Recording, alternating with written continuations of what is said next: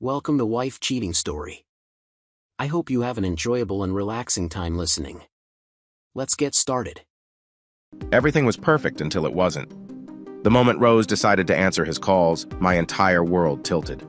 Secrets whispered behind locked doors, illusions of trust shattered in seconds. Darkness overshadowed our once bright home. Never did I picture myself, cornered by a truth too raw to ignore. Betrayal creeps in quietly, disguised as a harmless invitation. My name vanished from her lips, replaced by the echo of his promises. They assumed I'd break in silence. They never guessed I'd fight back. This is the journey I've been forced to take, and it's not for the timid. Follow me if you dare into the heart of a storm I never saw coming. Before we begin, let me know where you're tuning in from down in the comments, and if you enjoy this story, don't forget to subscribe and turn on notifications so you never miss our next tale. When Rose, my wife, shouted, "For goodness sake, hurry up!" it echoed in the house. I was not looking forward to this. I agreed to go to the party, knowing I had to stick to my word. I stood looking in the mirror, thinking about how we got into this situation. This all began about 6 months ago. She was trying to find a new CEO for one of her biggest clients. Rose worked as a recruitment specialist, often called a headhunter. The company had chosen their candidate, and it was her job to make sure he accepted the offer. She had used her usual methods, but he was difficult, and things were taking a long time. Just when it seemed she might fail for the first time in her successful career, he changed his mind and agreed to sign. Now, we were headed to a party at his house. "Come on, Eddie! Stop delaying! We are going to be late!" she called out. She burst through the bathroom door, looking impatient. "Eddie, you haven't even gotten dressed! Come on, get going!" She looked elegant while I was dressed nicely, but without a suit. "I am dressed. I was just fixing my hair. Give me a moment." She looked shocked. "You can't be serious. Please tell me you're joking." "Rose, you know how I feel about formal events. I don't want to dress up too much." "Dress up too much? Every man at the party will be in a suit. You'll really stand out." "So what? It's just a party." "Eddie, please just wear the suit.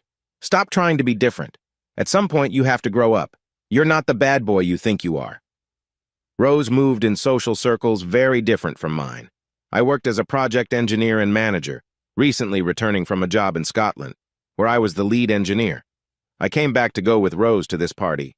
She leaned closer, smiling sweetly. "Eddie, wear the suit and shave, and I promise it will be worth it." I chuckled softly. "You already owe me. Remember, you promised me a fun night just for going to this party. Just go with it, and I promise if you have a special wish, I will make it happen. Just do this for me." I raised an eyebrow. "Are you saying that whatever I ask, you'll think about it?" She nodded. "Yes, my dear, I will." "You know what I'm going to ask for, don't you?" She sighed, understanding. "Yes, I have an idea." I laughed quietly and nodded. All right, all right. We haven't spent much time together lately. We are both so busy. This might be fun." I struggled to find words to express my frustration. Firmly, I said, "The answer is still no." After what felt like a long time, she suggested, "Well, can we at least go and enjoy the party? I mean, we don't have to take part." Her voice, once sounding disappointed, changed to a cheerful tone. "But I should mention that once you meet Claire, you might feel differently. She is a really nice person." I thought about it for a moment, and after Rose kept encouraging me, I gave in. "All right, Rose, but I want to make it clear. We are just here to watch, and nothing more. I'm not looking for anything else." She looked a bit upset. "I'm sorry. I should have told you sooner so we could talk about it. But can we please go in with an open mind? They are truly nice people." On the way there, it was all about Tony and Claire, and by the time we arrived at a place I could only call a grand mansion, I was a little tired of hearing their names. It was located on the edge of a small village, set back from the road and surrounded by beautiful gardens. The long driveway was filled with fancy cars, Mercedes, BMWs, a Rolls-Royce, and maybe even a Porsche. I felt a bit embarrassed parking our little Corolla behind them. It was hard not to feel a bit nervous and very impressed. As we walked up the steps and rang the bell, my heart raced. What a stunning place. The door opened, and we were welcomed by a very striking woman. She was older than us, probably in her late 40s, but she looked amazing. She was tall and graceful, with beautiful long blonde hair that shone in the light, framing a face like someone from a magazine. Her long dress was flowing, and her warm smile made the place feel even more inviting. "Hello, Rosemary, my dear," she greeted with a lovely accent. She turned to me and paused. "You must be Edwin.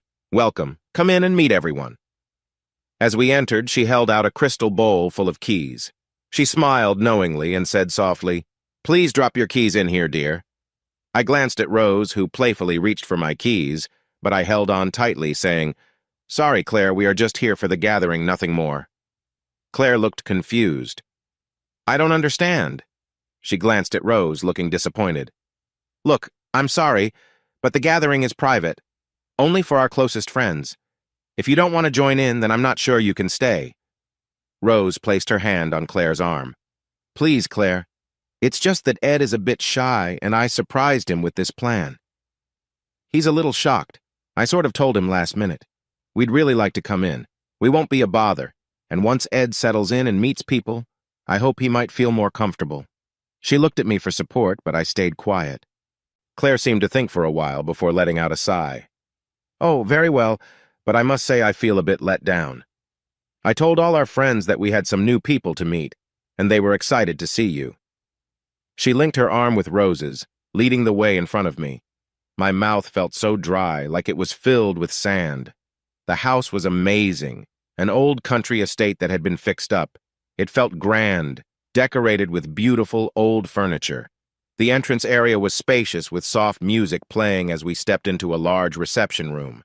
There were about 10 couples there, all dressed nicely. The men wore suits, and the women looked lovely in elegant dresses. As I looked around, I noticed we were the youngest by a lot. Claire brought us to a tall, fit man who seemed older than her. He looked like he took good care of himself, with an athletic frame that suggested he stayed active. His bright eyes showed he was a kind person who seemed to age well. As we got closer, he greeted Rosemary with warmth, and his excitement felt genuine. He extended his hand. "So you must be Edwin. It's nice to meet you. Rosemary has told us a lot about you, and we have been looking forward to this." His handshake was strong and welcoming. He showed me around the group, introducing me to the men. I could feel the women's eyes on me, which felt strange. We had been there for less than an hour, and I was ready to leave. From the moment we got there, Claire took Rosemary's hand and eagerly introduced her to the women, leaving me to handle the crowd on my own. I walked over to the bar and asked for a beer. The bartender leaned in and said, "We don't have beer here. Why not try a scotch? It's really good." I shook my head and made my way to the kitchen. When I stepped in, I couldn't believe my eyes. The place was shiny and new, with quartz and stainless steel everywhere. I found some beers at the bottom of the fridge and looked for a bottle opener. I really wanted to open one using the edge of the counter. Just as my patience was wearing thin, I finally found an opener. I moved back into the party feeling much better with a beer in hand. I still felt awkward. The talk was mostly about work and golf, which didn't interest me at all. I definitely felt out of place.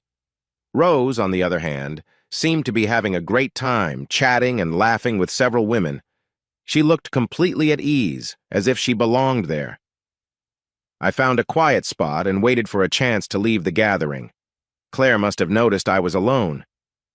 "You seem a bit shy, don't you?" I nodded. "Yes, I guess I am." We stood in silence for a moment, both unsure what to say. She finally added, "Rosemary tells me you are an engineer." I nodded again. "Yes. You work in Scotland or something?" "Yes, at the moment. I'm working on replacing a bridge." "How long will you be up there?" "I'm not sure. If everything goes well, it should be a couple more months." "Rosemary says she misses you a lot. I've been away longer than usual for this project." As we chatted, the music started. The dance floor filled with couples moving together to the tunes. Anthony chose Rose right away and held her close as they danced. His hold seemed more personal than what you'd expect at a work event, but looking around, I saw many couples were doing the same thing. I was still surprised that everyone was here for a different reason than I had thought. Claire sighed, took my hand, and said, "Come on, let's meet some of the ladies." Ladies? I thought. They're more like older women. Claire was probably the youngest one here. She led me to a group of women gathered together, enjoying their drinks. I doubted they noticed I was drinking beer from a bottle. They looked to be in their late 40s, and most seemed to be past their younger years. Claire introduced me, and as we talked, they warmed up to me, making the mood brighter. One of them, Karen, asked me to dance. As we moved around, I noticed Rose and Anthony were still dancing. Karen was shorter than me and had a warm smile. As we danced, I could feel her warmth. She leaned in and whispered, "Is this your first time at one of Claire's parties?" I nodded and she grinned. "I thought so. You look a bit nervous." "Just relax and enjoy yourself," Karen said. "That's a word my mom used to say." I felt far from comfortable and wasn't really enjoying it. In fact, I was a bit annoyed. After a couple of songs, I made an excuse and walked Karen back to her group. Turning quickly before anyone could say anything else, I returned to the dance floor and tapped Anthony on the shoulder. "Sorry to interrupt, but I'd like to dance with my wife." He looked a bit let down, and Rose didn't seem thrilled either. But as he stepped aside, I pulled her tightly into my arms. She didn't resist, and I felt her cheerful energy returning as we swayed together. "Are you having fun, honey?" she whispered. "Not really. This isn't my scene. I know it's important for your business, but I'd rather slip away as soon as we can. I'm sure you can think of some polite excuses." She leaned back, gazing into my eyes. "Come on, don't be a downer. I'm having such a great time. Look at all the style and elegance. It's lovely. And you know, the gentlemen. Look at them. Everyone looks pretty sharp. Honey, you promised to keep an open mind tonight." She frowned. "Just try to relax and have some fun, okay?" "You're joking, right? Have fun here? Not a chance." I whispered with disbelief. "They should all be at home resting." I expected her to laugh, but when I looked, she didn't find my comment funny. "You're just being silly. Look around. Everyone is having a good time. It's nice to be out. This is a lot better than going to the pub." When I just groaned, she whispered, "What did you think of Claire? She's lovely, isn't she?" I laughed. "She's all right for her age. She must be almost as old as my mom. In fact, they might have gone to school together." I was trying to be funny, but still make my point. She settled back against me as we danced. "So you didn't find her attractive?" "Like I said, she's all right for her age, but I feel completely out of place here. I can't wait to leave these fancy people. Eddie, please don't mess this up. Tony is very important. Just keep it together. Listen to the music we're dancing to. I think it's from the 50s, just like these folks. It's old and boring. I could go to the car and grab some CDs to liven things up." She pushed me gently on the shoulder. "Don't be difficult. Just relax. Some of these women might have interesting stories to share. Yeah, like board games or trivia. Eddie, look around. Some of these women have their own charm. Surely there's one here who catches your eye. There's only one woman I want to be with, and she's in my arms right now. Thankfully, we'll be leaving together soon." Just then, a man tapped me on the shoulder. "Would you mind if I cut in?" I shook my head. "Sorry, but yes, I would mind." He stood there looking surprised. I pulled Rose back close to me and guided her away. She seemed upset. "That was pretty rude, Eddie. He just wanted to dance." "Sorry, but I'm not letting go of the only interesting woman here." Clearly annoyed, she stepped out of my hold, and I had to follow her as she went to get drinks. We stood together at the bar when Anthony came over and reached out to Rose, asking for a dance. "Shall we?" he said. She shot me a teasing look, brushed my hand away, smiled sweetly at him and said, "I would love to." They walked back to the dance floor, and she easily fell into the rhythm. As I watched, I noticed many couples were close to each other, and a few were tucked away in corners. Now I was feeling really uneasy. While I stood there, Claire came over, and we started to chat. I took a deep breath, trying to calm my nerves. She kept the conversation light, mostly about Rose, but I felt her hand rest on my waist. "Are you enjoying the night?" she asked softly. I lied. "Yes, it's nice, thank you." "Really? You don't look like you're having fun. What's wrong?" "Look, Claire, I don't want to hurt your feelings, but this doesn't interest me." She spoke softly. I sensed that from how you didn't want to join in. I couldn't hold back anymore. Why do you do this? I tried to keep my tone neutral, but it was difficult. She smiled at me. We enjoy it. I know it's not for everyone, but we have a good time. When I didn't respond, she gently squeezed my waist. Tony and I see love and attraction as different things. You can enjoy being close to someone without love being the main focus. She smiled again. We both find joy in sharing experiences with others who think like us. I shook my head. Sorry, I don't feel that way. She laughed. How traditional of you. She noticed my frown. The idea of being exclusive comes from society, not from something deep inside us. People often stick to their family roles because it makes it easier for those in control. Humans can adapt, and the idea of strict relationships has been shaped by society over time. As I thought about her words, I tried to come up with a clear response. But when you love someone, don't you want to keep that private, just for the two of you? Why should you? Don't you see, that's what I've been trying to explain. Why limit yourself? Just because I enjoy spending time with others doesn't mean I care for Tony any less. Okay, so how does this all work? It's simple, really, she said. Each woman picks a set of car keys. Whoever's key she picks, that's who she goes home with for the night. So you spend the night with them? Yes, that's the idea. It helps everyone avoid rushing around late at night. I still don't get it. Is Tony such a bad partner that you need someone else? She replied sharply. Tony is a wonderful partner. He's very skilled. He is the best I have ever had. Then why do this? Because it's fun. It's a little exciting. Look, we all agree this isn't serious. Just a group of friends who like to share time together. No one gets hurt. It's all harmless. I shook my head in disbelief. Sorry, I just don't understand. I knew she had a point, but it wasn't sinking in. As we talked, I watched Rosemary dancing with Anthony. She leaned in closely, resting her head on his shoulder while his hand was easily resting nearby. Claire noticed and said, They move well together, don't they? Would you like to dance? I wanted to say no, but I didn't want to hurt her feelings. We moved into the crowd of dancers. I held her gently as we swayed together. She drew in closer, and I glanced over at Rose. Our eyes met. It felt more like a smirk when she leaned into Anthony.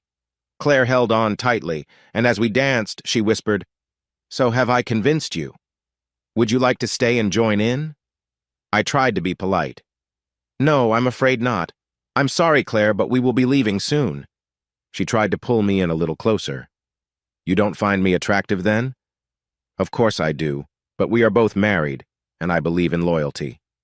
After a few songs, Claire, unable to persuade me into anything more, became a bit upset and eventually excused herself to go and entertain the guests. I saw this as a chance to join Rose and Anthony on the dance floor. Again, Anthony looked uncomfortable, and Rosemary seemed annoyed. As we danced, she asked, Why aren't you dancing with Claire? You seem to be having fun. She had to prepare the food, and I didn't want her to get too tired. You know how it goes sometimes. She laughed. You can be rude. Claire is really a beautiful woman.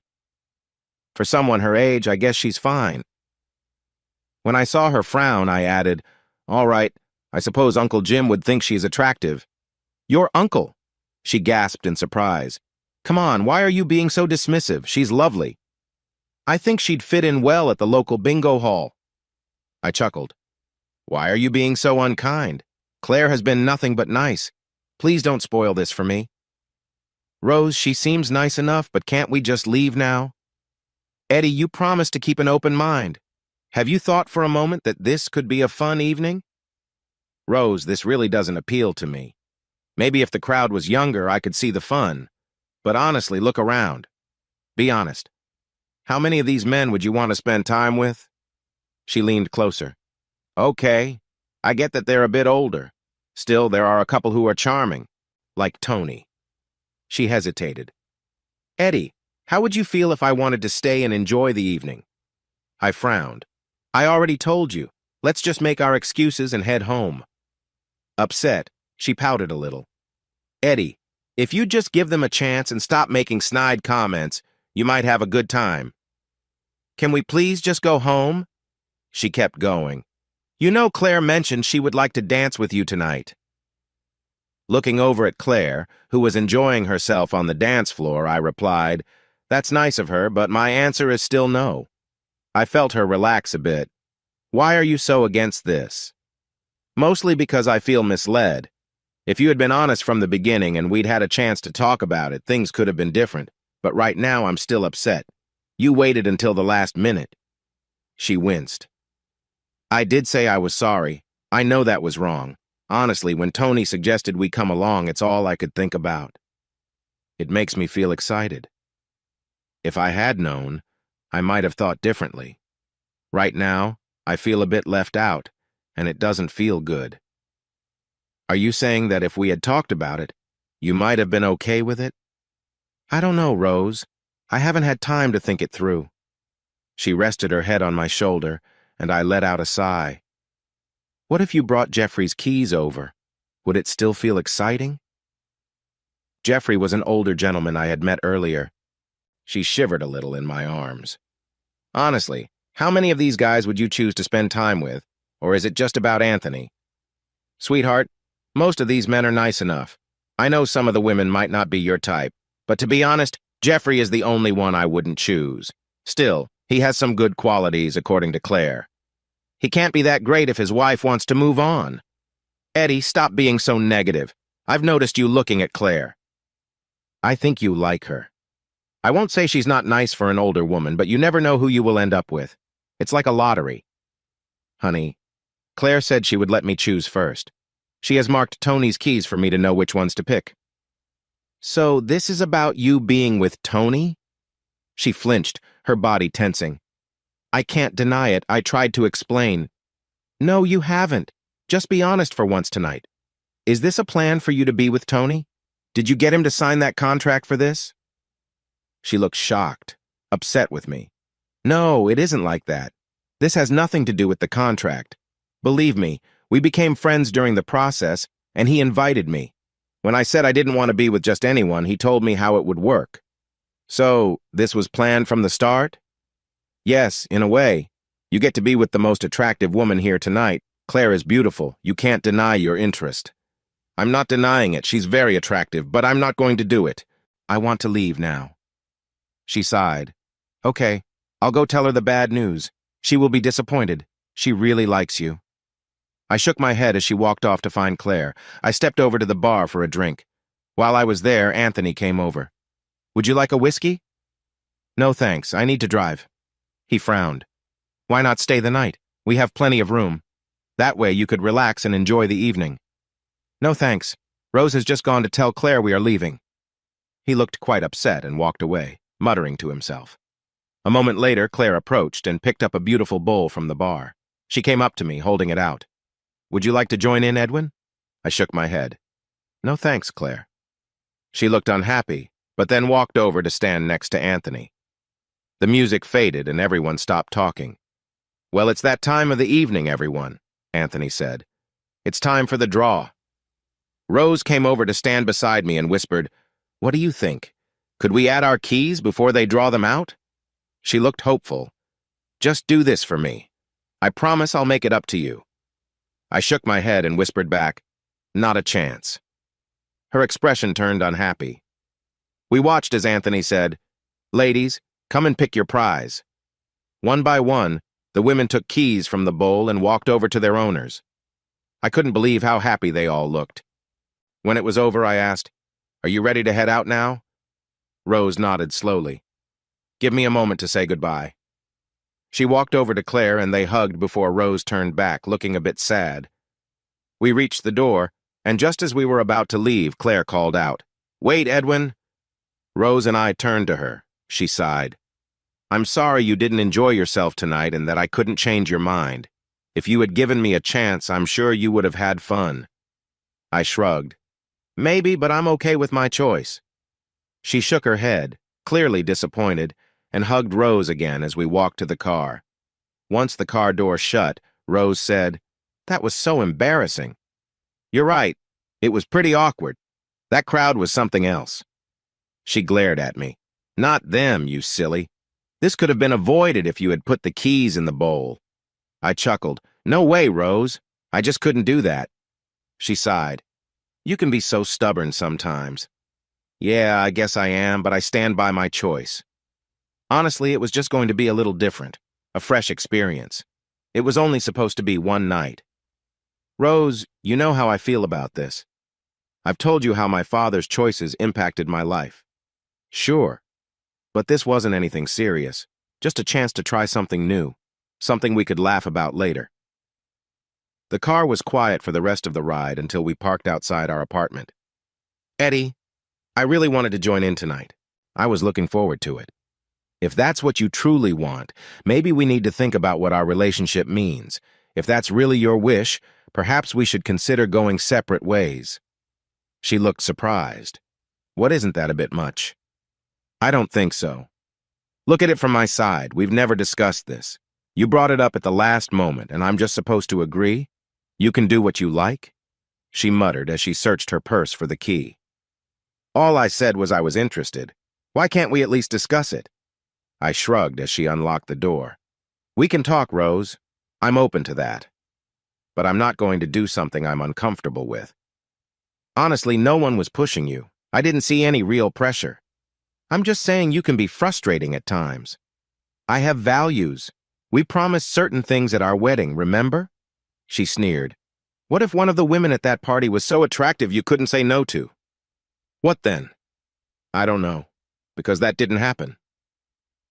So your choice not to get involved was only because none of the women interested you? No, listen to me, Rose. I have never and will never betray you.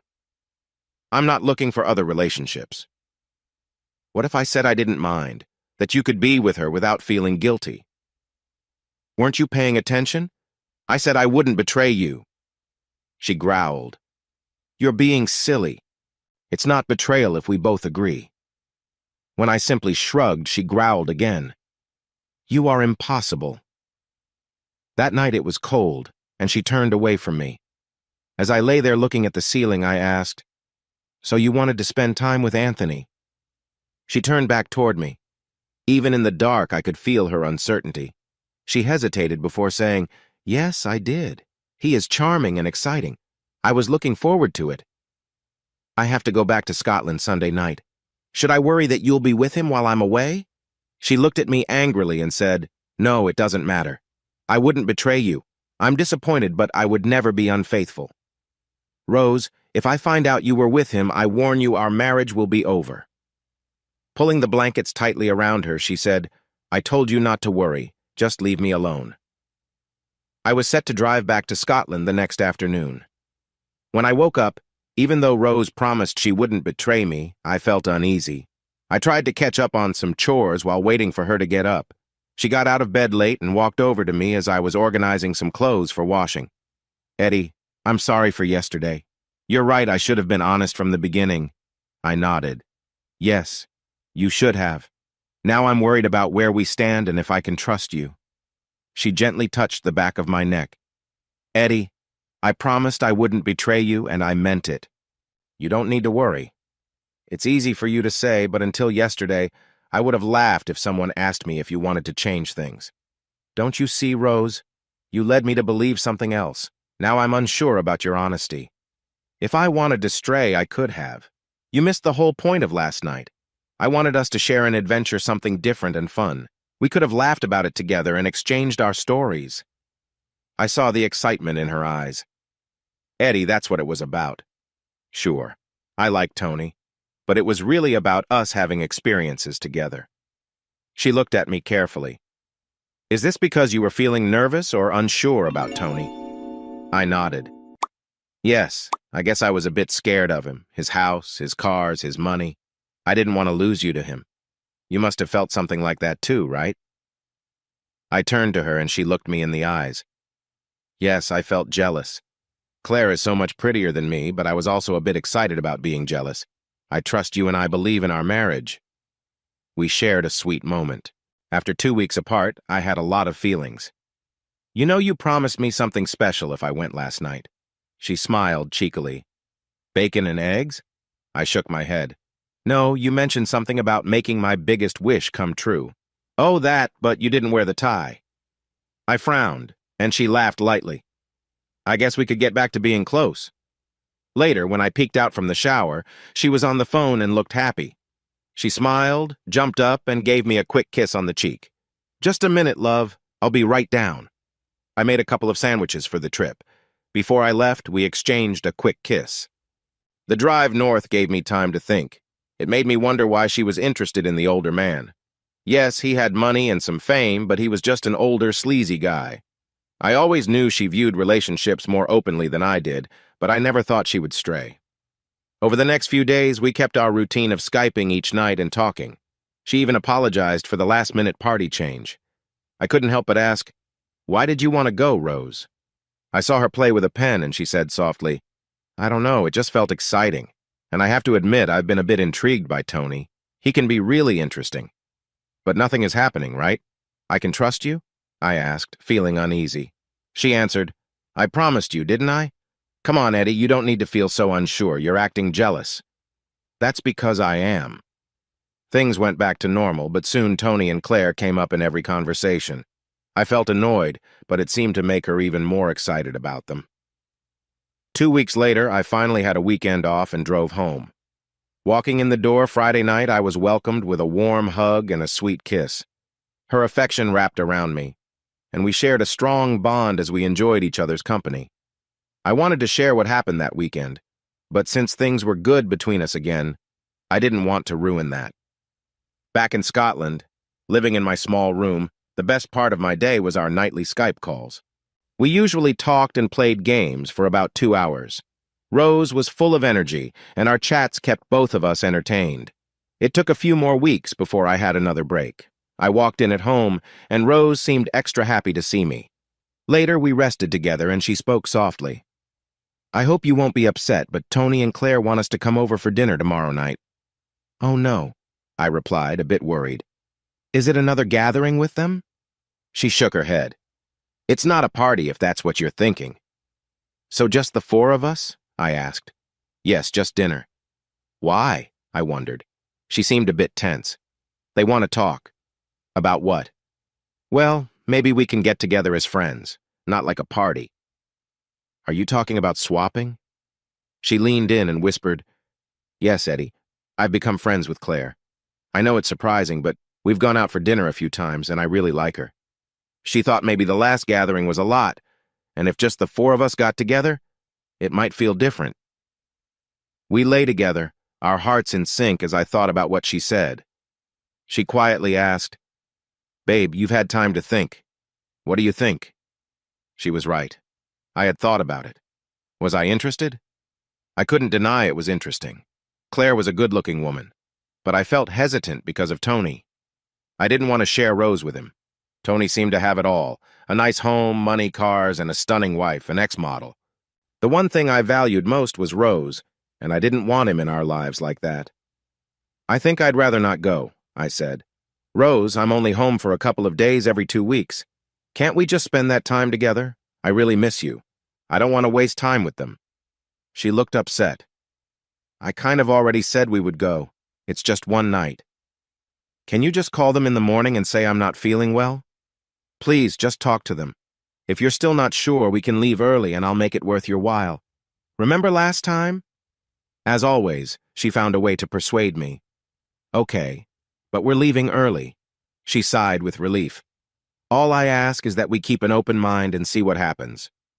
"So you want to go through with this then?" "Yes," she replied simply. It had been a long day, and the drive home wore me out. I sank into the darkness, feeling a mix of worry and anticipation. I ended up sleeping in late. When I woke up, the sun was shining bright, and I could hear music playing downstairs. Rose was busy with her Saturday morning cleaning. The music was lively, and she was moving around, dusting and organizing things. When she noticed me, she came over with a big smile. "Good morning. You sure slept in?" I shrugged. "Sorry, it was a long day." She smiled and said, "Have a seat, and I'll make you breakfast." We ate together, and she talked about her job and her family. It was nice catching up. I shared some news about my project, but I could tell she was much more interested in personal stories. After we finished eating, she suggested going shopping. "Yeah, that sounds good. I'll just relax." "Oh no, I want you to come with me." I frowned. Really? You never want me to shop with you. Why not take one of your friends? She teased me. Because I want to shop for you. Me? I asked, surprised. Yep. I want you to find something new for tonight, something nice but casual. You know your style could use a little help. With a sigh, I said, okay, I guess I can go. So we wandered from store to store. I usually just wear jeans and a t-shirt, so fashion isn't really my thing. Rose had me try on different shirts and pants. Some of the shirts were okay, so I bought a couple, but the pants didn't feel right, and I didn't like how I looked in them. She cheered me on, and in the end I got a few new pairs of jeans and even a nice pair of loafers. I wasn't sure about the loafers at first, but they turned out to be pretty comfy. As we walked around, we ended up in some women's fashion stores. Rose tried on a lot of dresses and skirts. She really knows how to pick stylish clothes. In the last store, she took a moment to look at some pretty undergarments. She was excited to show me what she found. As we got ready for dinner, Rose spent a lot of time choosing her outfit and modeling it with confidence.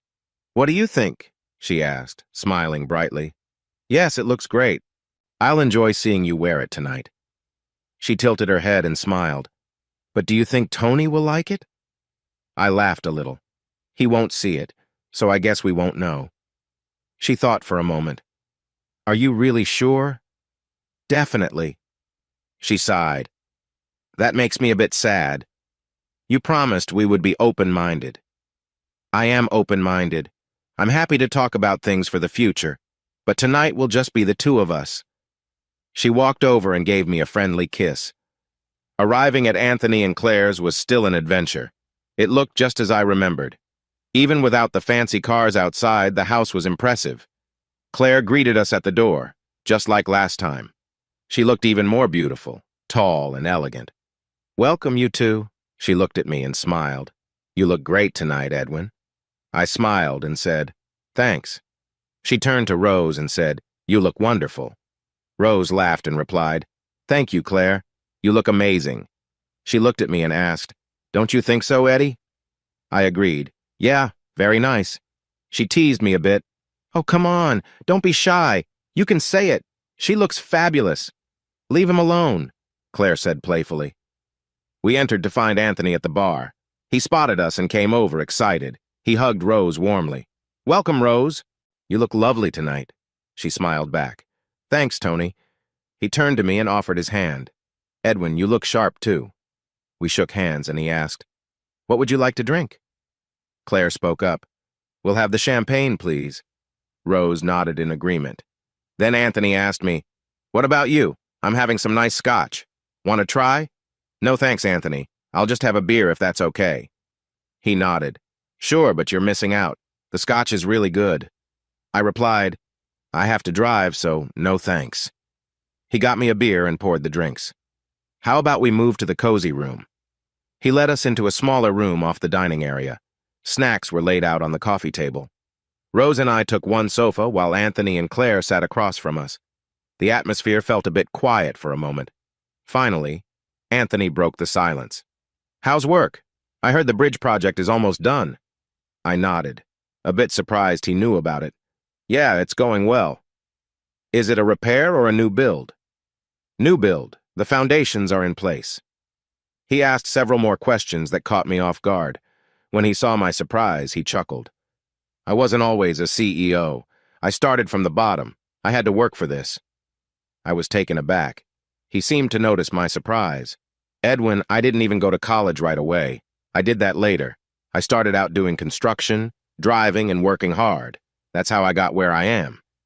Claire added, "Yes, Edwin, we came from Spring Hill. Neither of us grew up in rich families." "You don't need to explain anything to me," I said. "Can I call you Eddie?" Claire asked softly. "Eddie works for me. That's what most people call me." She nodded. "Rose and I have become pretty close. She told me you think we're snobs. That hurt a bit, but you know what? Maybe you're right. We worked hard to get here, and we don't reach out as much anymore." When I didn't say anything, she continued, "It hurt to think you see us that way. You have nothing to worry about. That was just my opinion, and I should add that I shared it in trust." Looking at Rose, I saw she turned away. Tony got me another drink and filled the girls' glasses. "So how did you get here?" I asked, moving my arms to show the house. We worked hard. Claire was a model back then, and she earned a lot. It was tough for me to accept as a proud man. I lived in a simple place. We went out together and talked about our future. I wanted to start my own business, and she lent me the money. Wow, you must have had some talent. He shook his head. Not really, but I knew someone who was good at it. I got him to teach me. I used his contracts and got a few deals. Then we secured some good projects. We grew from there. But how did you become the head of one of the biggest companies in Britain?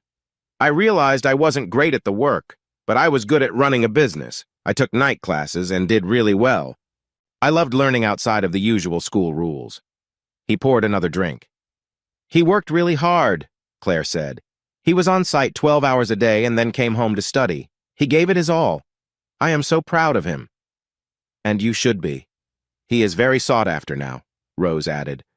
When Anthony returned, he continued, The chances came because of Claire. The money she earned let me buy new tools, bid for new clients, and hire great people. All of this is thanks to her. Without her help, I doubt I would have achieved this. Claire blushed, but her pride showed. Anyway, enough about us. We invited you tonight to get to know you better. I felt we didn't start off well at the last party. No, not really. I was surprised by the reason for the party, and that shaped how I viewed you. What? Just because we like to show our love? You think less of me because of that? I nodded. I don't engage in that kind of thing. I guess I'm just more reserved. Eddie, we enjoy being close to each other. We found out long ago that it makes us happy.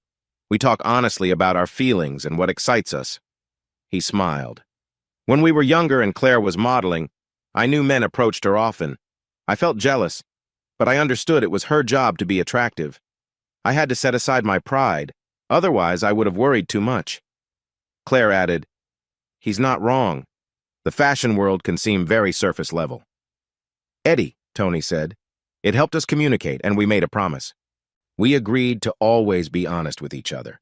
We decided we could explore connections with others, but there would be no lies. No relationship can survive betrayal. We've come this far because we are open with one another. I don't understand, I mumbled.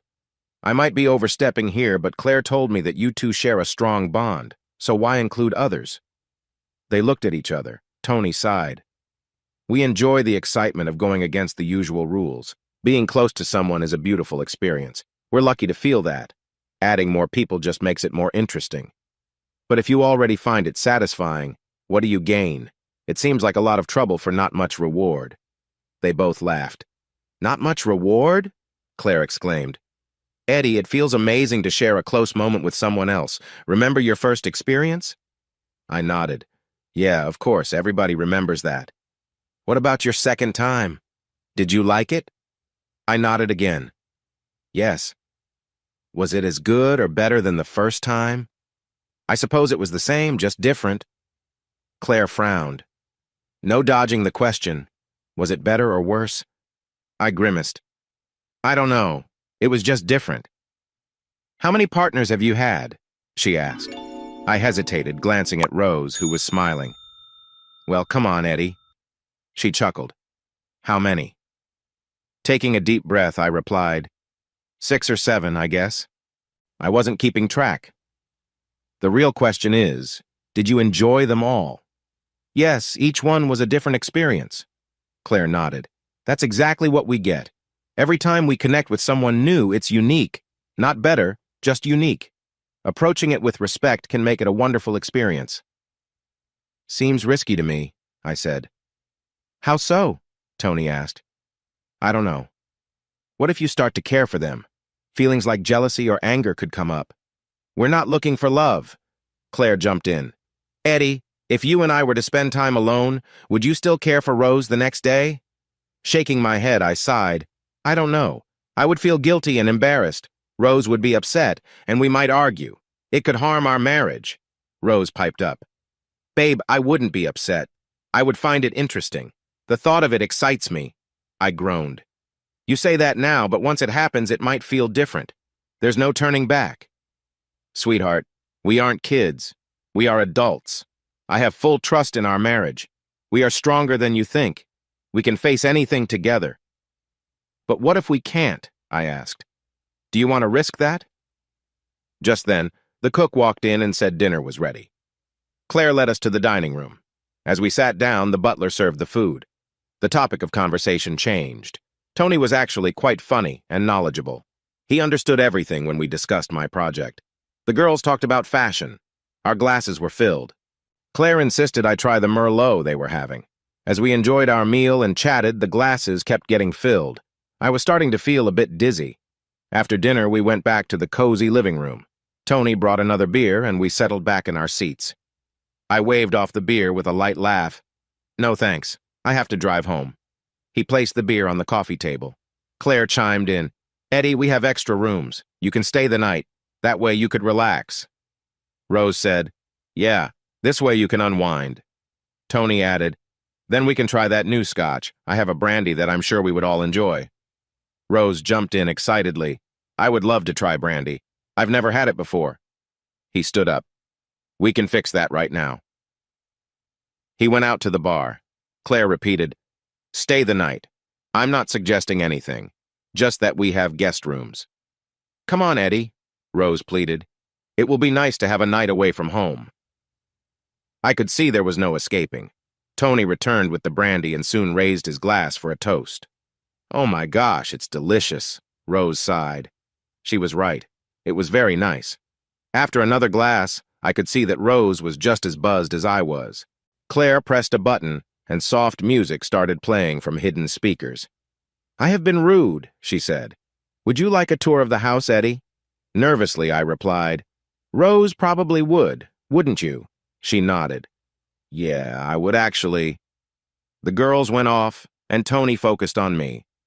Eddie, I understand your worries. I was anxious when Claire was younger and modeling. I knew what those guys were like and the pressure they put on her. Yeah, it must have been tough. The fashion world is full of challenging people. He nodded. That's true. The only way I managed was knowing she always came home to me.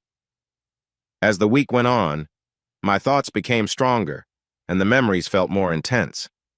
Towards the end of the week, Rose called. Hi, Eddie, how is it going? Her voice sounded hesitant. All good, busy as usual. I'm sorry I got upset. It was unnecessary. I guess I was just frustrated. Frustrated? I asked. Eddie, I don't understand. Saturday night we were having fun, and then you seemed to pull away. Why can't you let go? What happened? I told you. I saw Tony getting too close and it made me feel upset.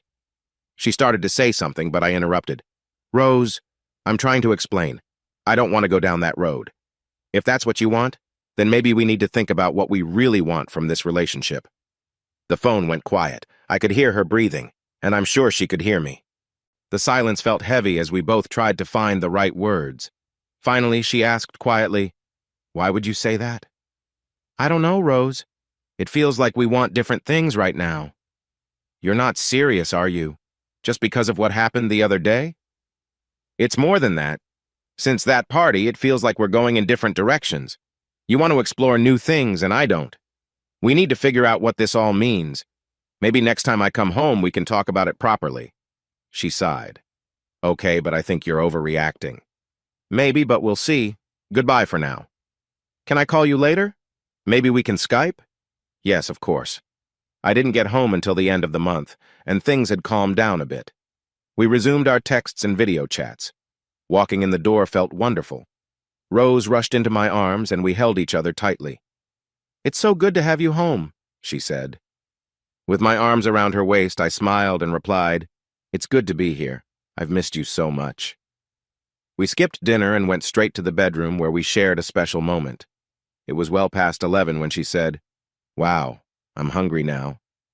We headed to the kitchen and made cheese on toast. As it cooked in the oven, Rose asked, What did you mean when you said we need to reassess? Worried it wasn't the right time, I said, I think we need to figure out what we want from our marriage. I hope we still want the same things. My feelings haven't changed, Eddie. I love you. I want what we've always talked about. A home, children, to be a family, and to travel, showing our kids the wonders of the world. Smiling, I whispered, That's exactly what I want too. I love you, but I wonder how you feel about me wanting to explore new experiences. Eddie, it's not just about me wanting to explore. It's about us sharing experiences together. But I don't want to, and you do. That's the difference. Can you be happy living together as just a couple? Because I can't accept anything else. She took the cheese on toast out of the oven and we sat at the table. I grabbed a couple of beers from the fridge and we started eating. As we ate, she said, I got upset because you seemed to be having a good time at Tony and Claire's. I saw you dancing and having fun, but then things changed and we left. You say you don't want to try, but you've never really given it a chance. I finished my beer and sighed. Rose, I tried to tell you. I felt uncomfortable when Tony was close to you. It made me jealous and upset. I can't go through that feeling again. We finished eating and went back to bed. She cuddled up next to me, resting her head on my shoulder.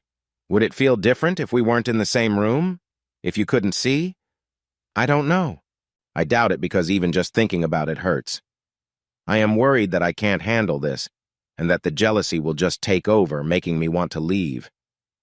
What do you mean, leave? She asked quietly. I mean, the way I felt the other night, I was ready to go home, pack my things, and go. You would give up our marriage for that? I was frustrated with her not understanding. That's exactly it. You say just for that. This isn't a small problem. Breaking our trust is a big deal. But we wouldn't break trust. We would spend time with friends together. No, it would feel unfair to me because I'm not interested in that. That's not how it seemed the other night. That was just the drinks. I'm sorry for letting it affect me. It won't happen again. She frowned. But I want it to happen again. I sighed, feeling her warmth next to me. That's the problem. We want different things. If you were with someone else, I would leave. She frowned deeper. Then what happens? Either we recognize it was just a moment and move on together, or I go. That's how I see it. When she was silent, I said, It's your choice, Rose. I love you.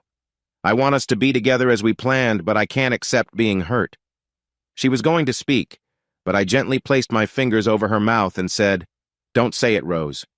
You choose me or a different path with others. She didn't hesitate. It's no contest. I choose you. I choose. The next day, we were cleaning the apartment when there was a knock on the door. It opened, and Claire called out, Hello, are you ready? Rose said softly, Oh, no. She looked at me sadly. Sorry, I forgot. We're supposed to go shopping. Claire came in, hugging Rose. She smiled at me and said, The Wanderer returns. How was your time away? With a tired sigh, I replied, Busy. She frowned. Oh, you poor thing. I suppose it's good I'm taking your lovely wife shopping today, right? She smiled at Rose, who looked at me with concern.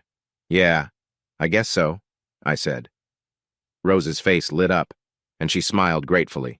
Thanks, love. Please make Claire some tea while I get ready. She hurried upstairs, and I turned on the kettle. How have you been? I asked Claire. Claire frowned. I hope I'm not interrupting anything. No, we were just cleaning. Rose must have forgotten. Oh, good. I was worried I was in the way. Tony is away for work. Rose offered to keep me company today.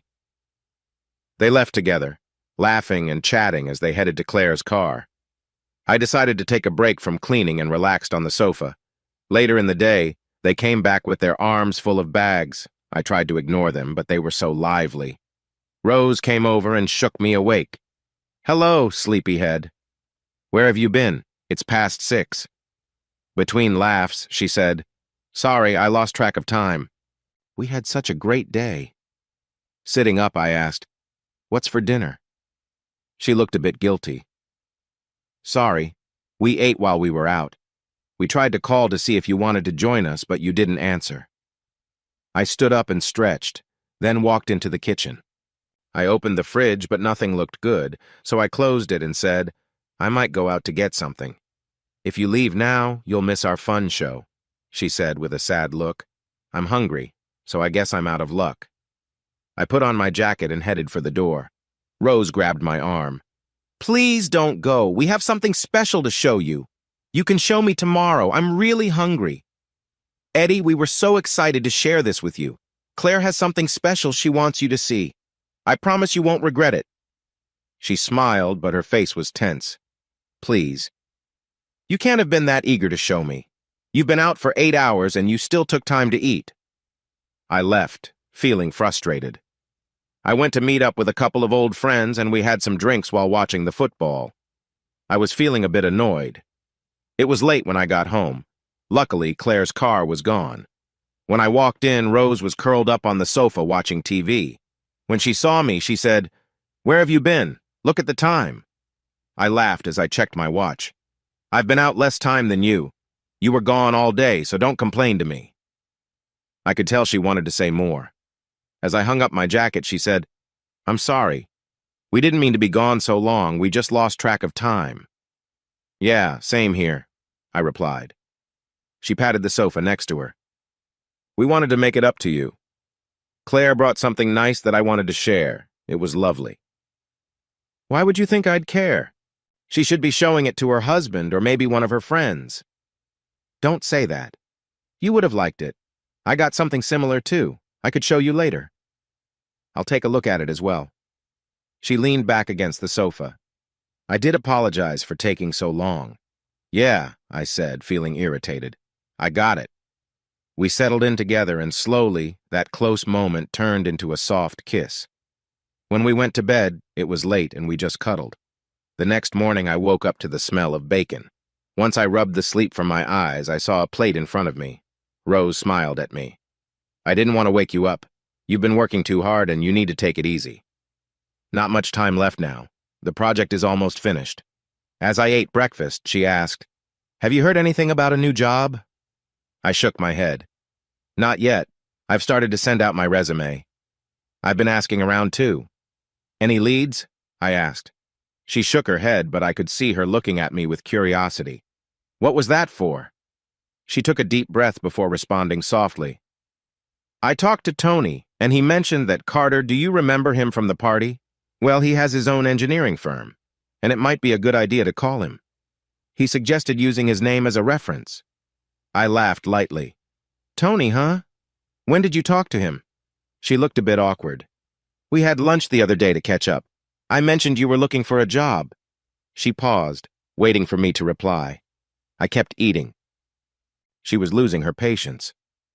"So, what do you think? Are you going to call him?" "No thanks. I'll find something on my own."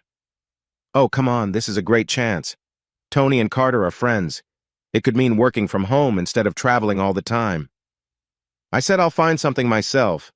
I'd rather wait than get a job just because of someone else's connections. "What? Oh my goodness. Don't be unreasonable. This has nothing to do with the party." "Yeah.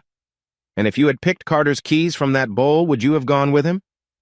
"Come on, this is silly. Nothing happened." "Just answer the question. You wanted to join in. I remember you trying to pull the keys from my fingers to put them in that bowl. Just tell me, if you had pulled his keys out, would you have gone with him?" She shrugged. "Yeah, I guess so." I nodded, finishing my breakfast. "You still want to go to those parties, don't you? Isn't that what you said?" With a sigh, she murmured, "Yes." "So at the next party you could be with my boss, right?" "Come on, Eddie. Nothing happened, and you said you didn't want to go anyway. Don't let a good chance pass you by because of something that didn't take place." "How often do you have lunch with Tony?" Frowning, she said, "What? Oh, come on. Don't make too much of that. We had lunch while I told him about the job search. We're friends." "Oh, don't worry, I see it. Let's not overlook that he's interested in you, too." She sighed. "I've had enough of this. Are you done eating?" I nodded, and she took the tray and walked out. I showered and headed downstairs. Rose was washing dishes. "Eddie, you're getting worked up over this. I told you if you don't want to swap, then we won't. Tony is a friend and just trying to help." "He might be your friend, but to me he seems like someone who wants to be with my wife." She snapped, "You frustrate me." "Yeah, whatever." I caught up on chores, did my laundry, and suggested we go out for lunch before I left. Things were tense between Rose and me for the next week, and I couldn't stop thinking about Claire. As the week went on, I scolded myself. "Eddie, you are being foolish. She's right." I could have been with Claire, but there was no need to think about it. By the end of the week, I got a couple of job offers. One was in Wales, and the other was in Southampton. The Wales job was better.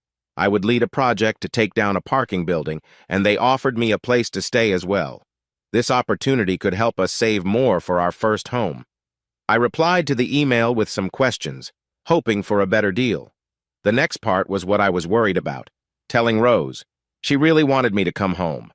The job options nearby were not very good. That night I had a few beers to prepare myself before calling her. Our calls this week had been short and a bit tense. "Hi, Eddie," she said. "Rose, I need to talk if you have a minute."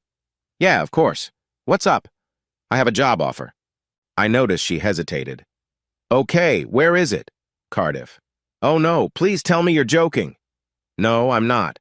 I get a 2-week break after this week, then I start there." There was a pause before she asked, "Have you signed anything yet?" "No, not yet.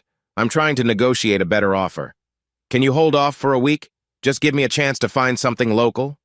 "Rose, I've looked around. There are jobs, but they don't pay well. Just give me a chance. I'm asking for only a week." Reluctantly, I replied, "Okay, but if they push me to sign, I will. Just give me a chance, okay?" "Yeah, so how's everything at home?" "Busy. I've been really busy. I've got a few big contracts going. Since I hired Tony, I've been getting some great projects. It's amazing." "Good for you. Keep it up." "What about you? Are you still finishing up next Friday?" "Yeah, I'll be home on time." Over the next few days, Rose called me often with questions and updates about jobs. She was clearly working hard. I was also juggling emails from the Wales team, who were starting to get a bit impatient.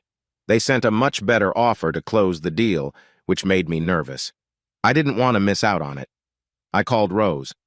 "I just got a great offer from Wales. I think I might take it." "You promised me a week. Don't back down now." "I have a couple of promising offers and am just waiting for a reply." "How much are they paying?" "More than the Wales offer, plus there's a bonus." "Can you send it to me as soon as possible?" When she didn't answer right away, I asked, "Who is it with?" "Thompson's." "What's the job about?" "They're working on removing equipment from an old pumping station and then demolishing the buildings. It's a 24-month contract with a chance to extend." "Who is Thompson's?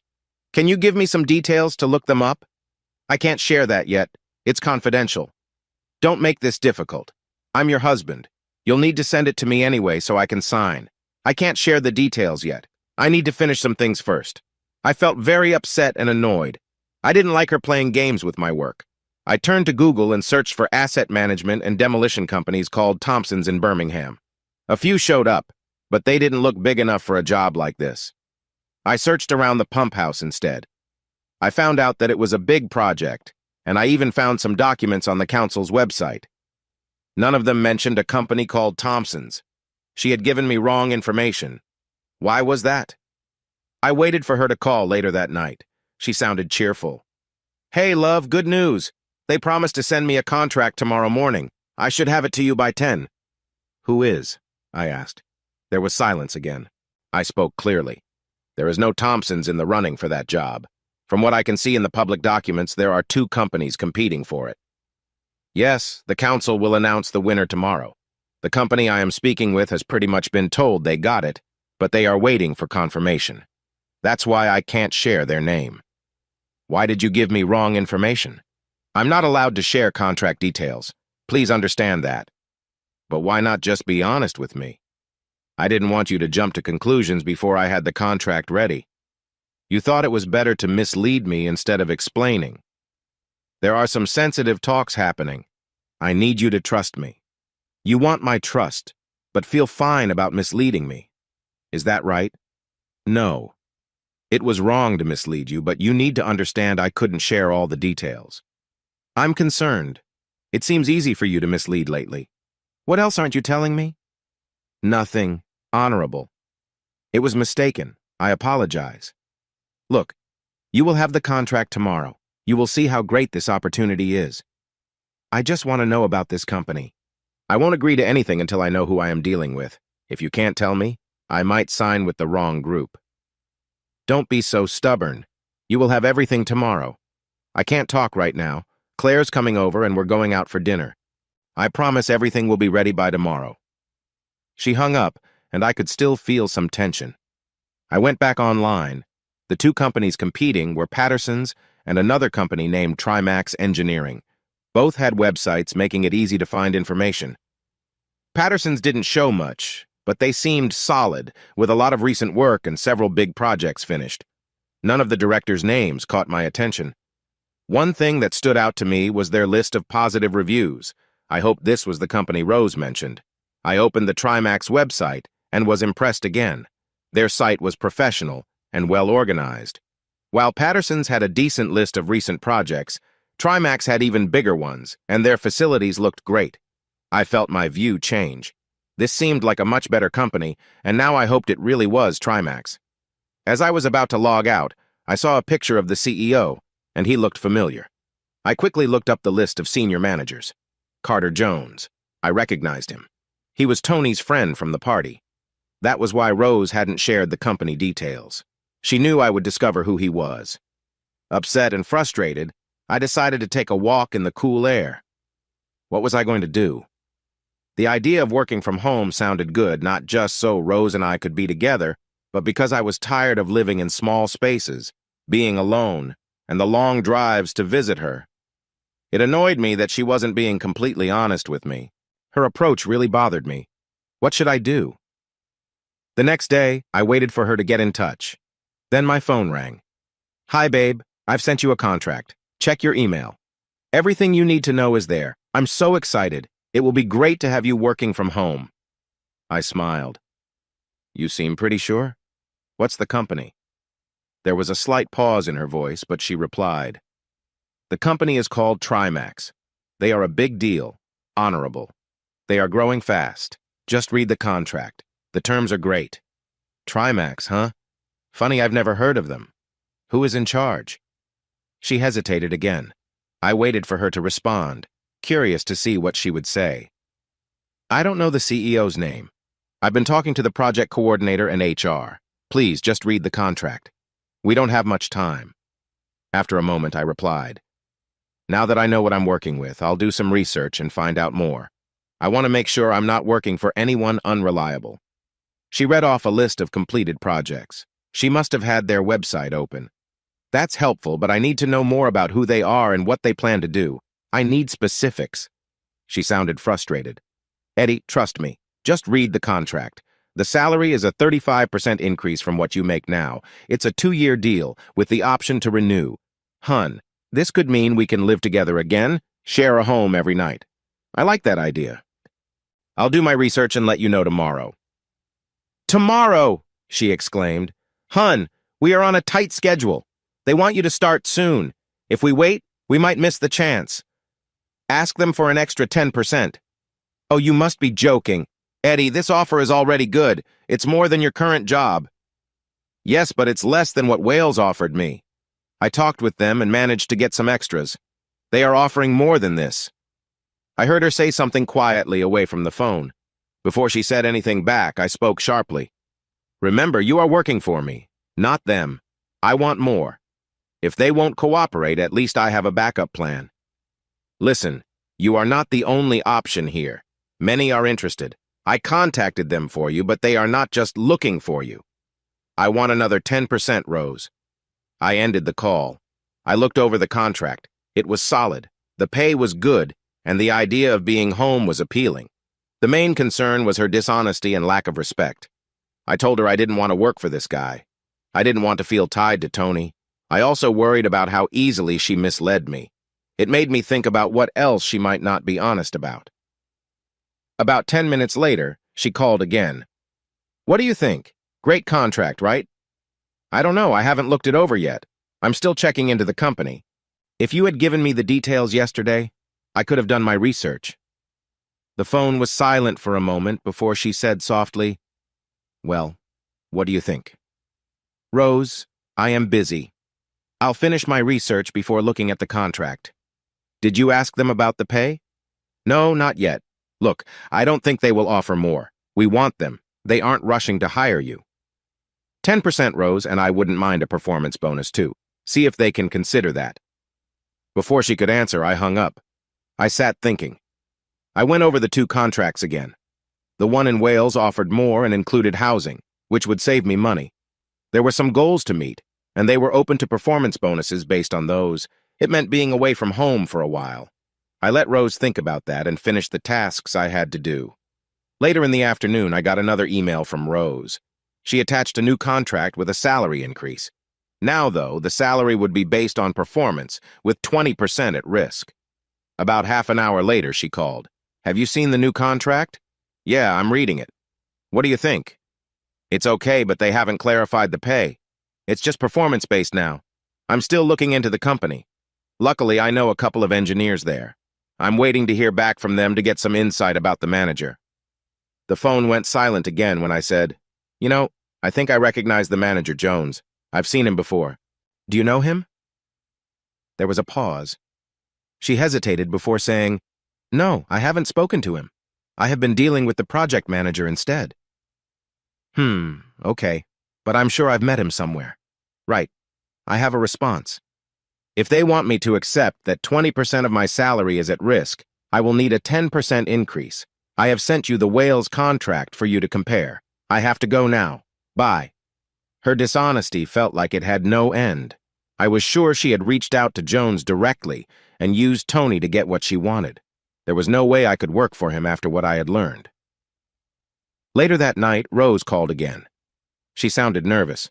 "Okay, Eddie, I got them to raise the salary like you asked. But the more you push for the salary, the more risk there will be. They are offering you an extra 15%, but now 30% of it will be at risk. I can accept that. But I need to see the KPIs. I need to be in control of meeting them. I won't agree to KPIs tied to the company's success, just the parts I manage. The KPIs are listed, but I haven't looked them over. I don't know what to check. Send them to me, and I will take a look. I feel like I know the CEO. I think I've met him before." After we ended the call, the contract appeared in my email. It looked good. Most of the KPIs were personal, except for one related to safety, which was only 5%. It was tempting. I returned to work and emailed my acceptance of the Wales job. Rose called me several times during the evening, but I let them all go to voicemail. The next day was hectic, with only 2 days left before everything had to be finished, and we all felt the stress. Rose called early, sounding flustered. "Eddie, where have you been? I tried to reach you all night." "Sorry, Rose. I've been in talks with Wales. I've decided to go with them."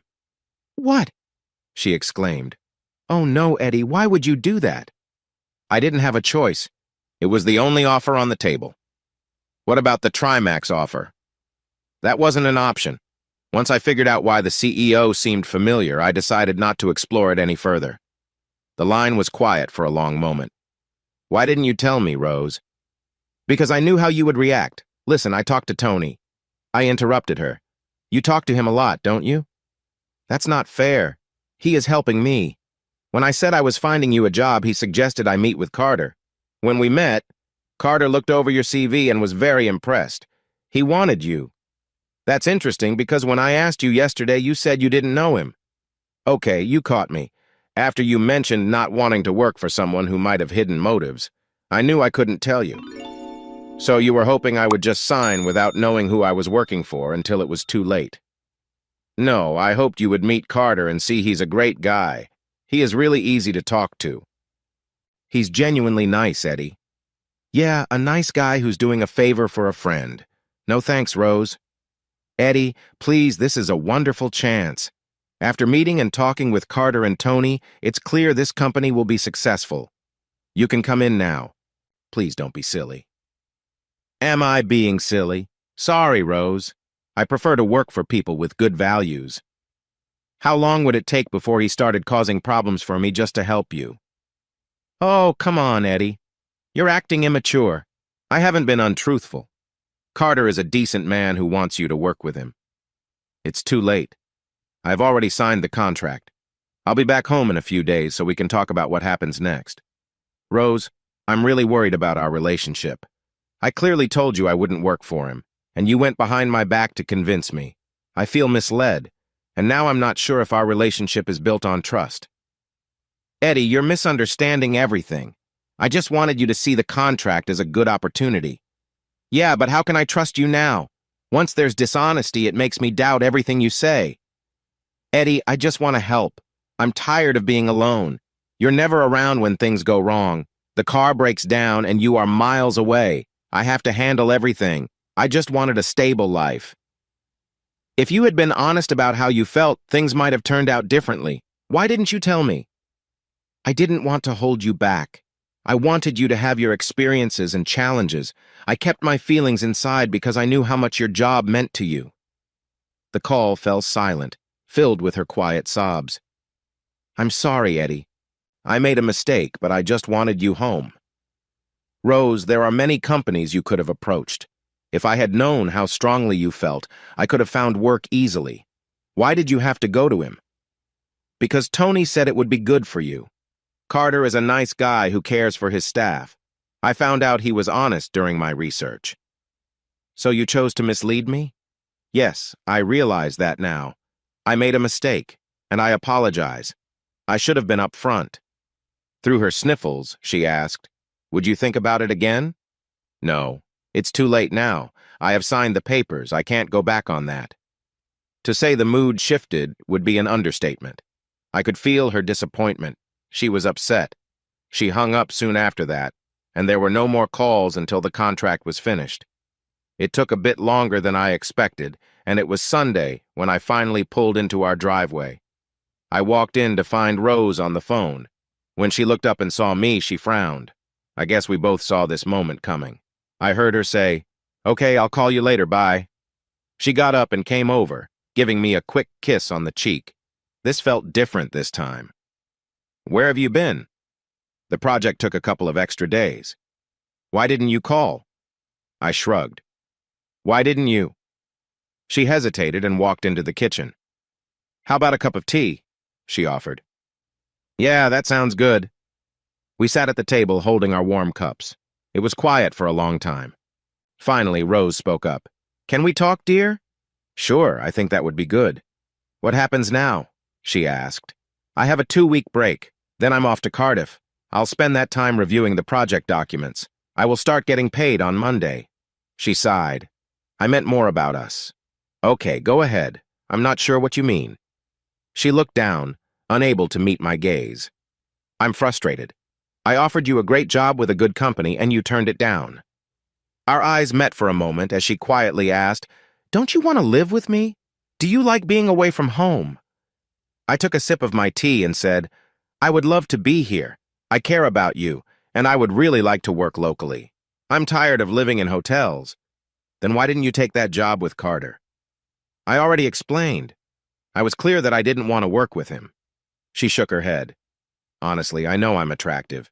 There are probably many men who would be interested. Yeah, but he was at that gathering and you mentioned wanting to go to one in the future. With the confusion, I just don't know if you're already involved. Eddie, I told you. I would never cheat on you. Yes, I'm interested in those gatherings, but only if we're both okay with it. I still have concerns about his character. If he's into that kind of thing, who knows what else he might be involved in. She finished her tea and said, So it looks like you're back to working away again. How long is this job tying you up? Another year, maybe more. What about our dreams of buying a house and starting a family? That's why I'm doing this. I still want all of that. Well, I'm tired of feeling alone. I want my partner around every day. I want us to share experiences, not just have a visit once a month. So what do you want me to do? I wanted you to be practical and take that job. And I wanted you to be honest with me. I needed the truth. That didn't happen. This has gotten complicated. Can we just agree we both made mistakes and try to move forward? If it helps, I admit I should have trusted you and tried to talk about it. Thanks. Yes, it would have meant a lot to know you trusted me. I didn't realize you had doubts. I never used to. I thought we were very close. I never questioned you before. Then why now? When you mentioned Carter after I first talked about reaching out to him, I got worried. You seemed to become insecure and jealous. I've never seen you like this before. I guess I feel jealous. You seem worried about Tony.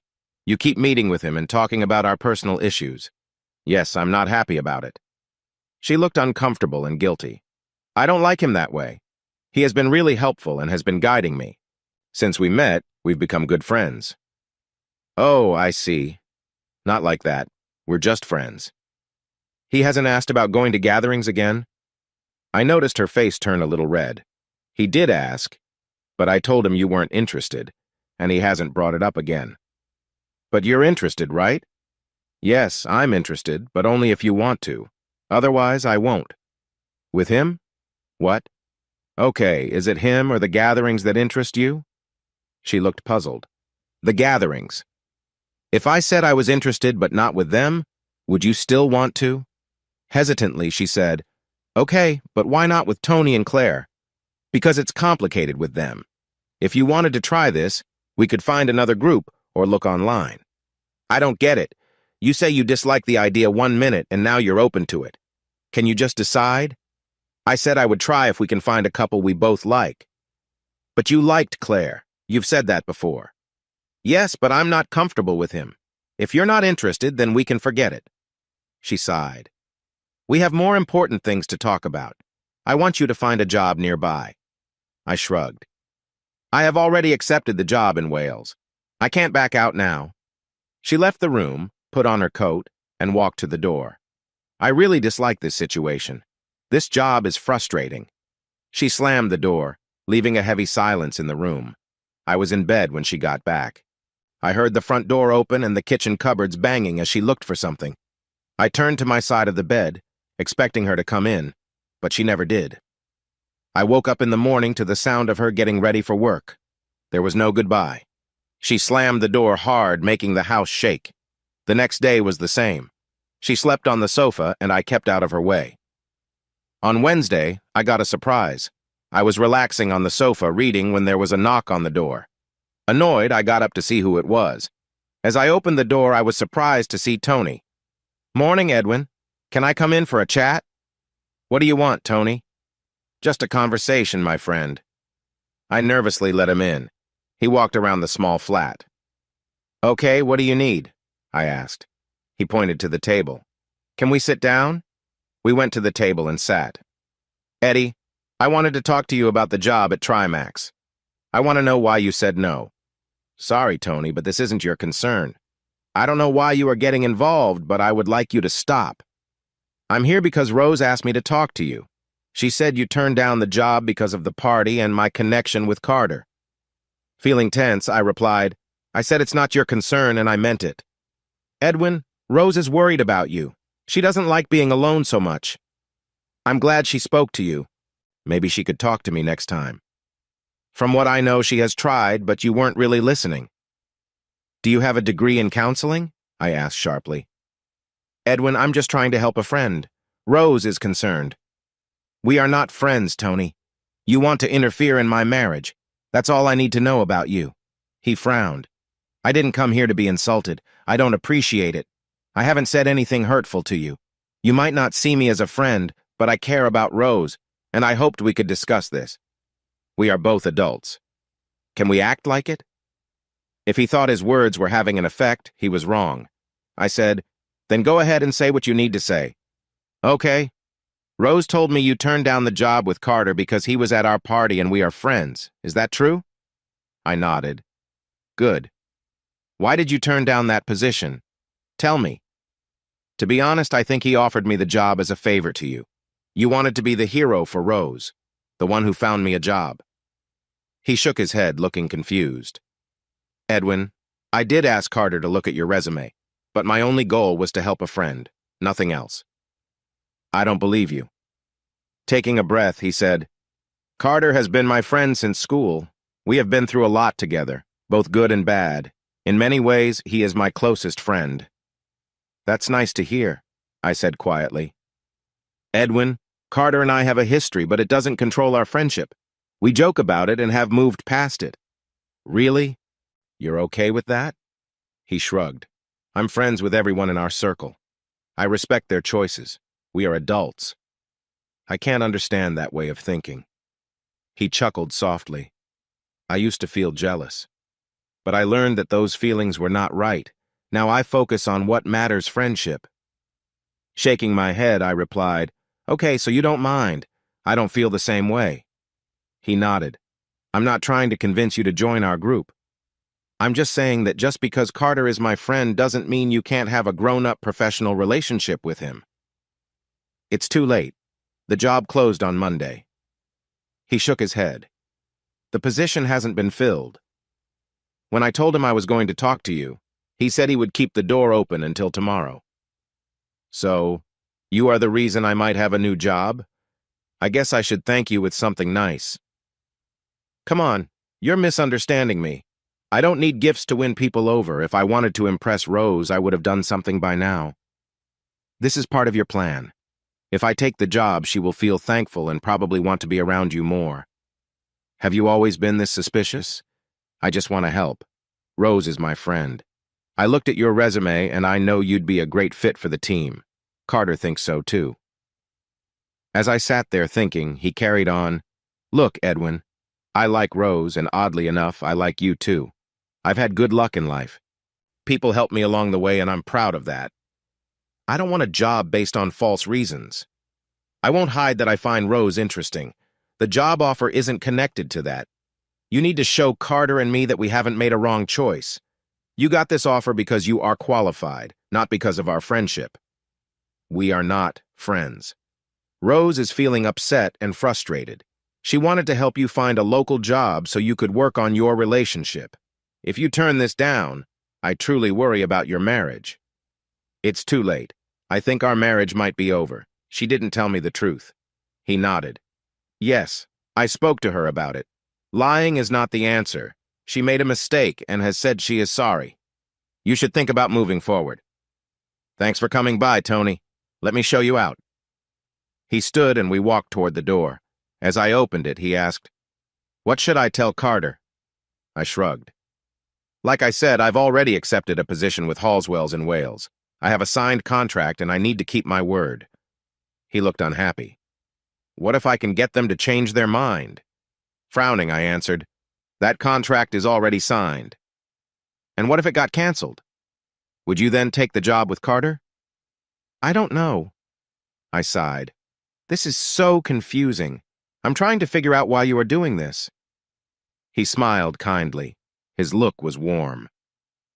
I'm trying to help a friend save her marriage. He left and I sank back onto the sofa. I was reading, but nothing made sense. I could not focus at all. I really wanted that job. Just an hour later, I received a call from Adam at Halswells. Eddie, I'm sorry, but we have to take back our job offer. We found someone else. What? I exclaimed sharply. I have a contract. Yes, but we want you to think about canceling it. Not a chance. It's signed. Look, there's no reason to beat around the bush. I know you have another job offer. We're giving you a way out. What if I hold you to your offer? We can't stop you. We'll do what you want. Just throw it away, I said with a frown. He smiled kindly. All right then. It's been nice not working with you. Good luck in the future. If things change, we would love to work together. Take care. I sank back on the sofa. What now? There was no way I was going to contact him again. I went online and started looking at job ads, focusing on some that were not as good as the one I just refused. I called a few companies, and 2 were interested, scheduling interviews for the next day. Rose came home at her usual time and she seemed in a better mood. She came over and said, Hi, dear. Would you like some tea? I asked. She nodded, and I started making it while she changed.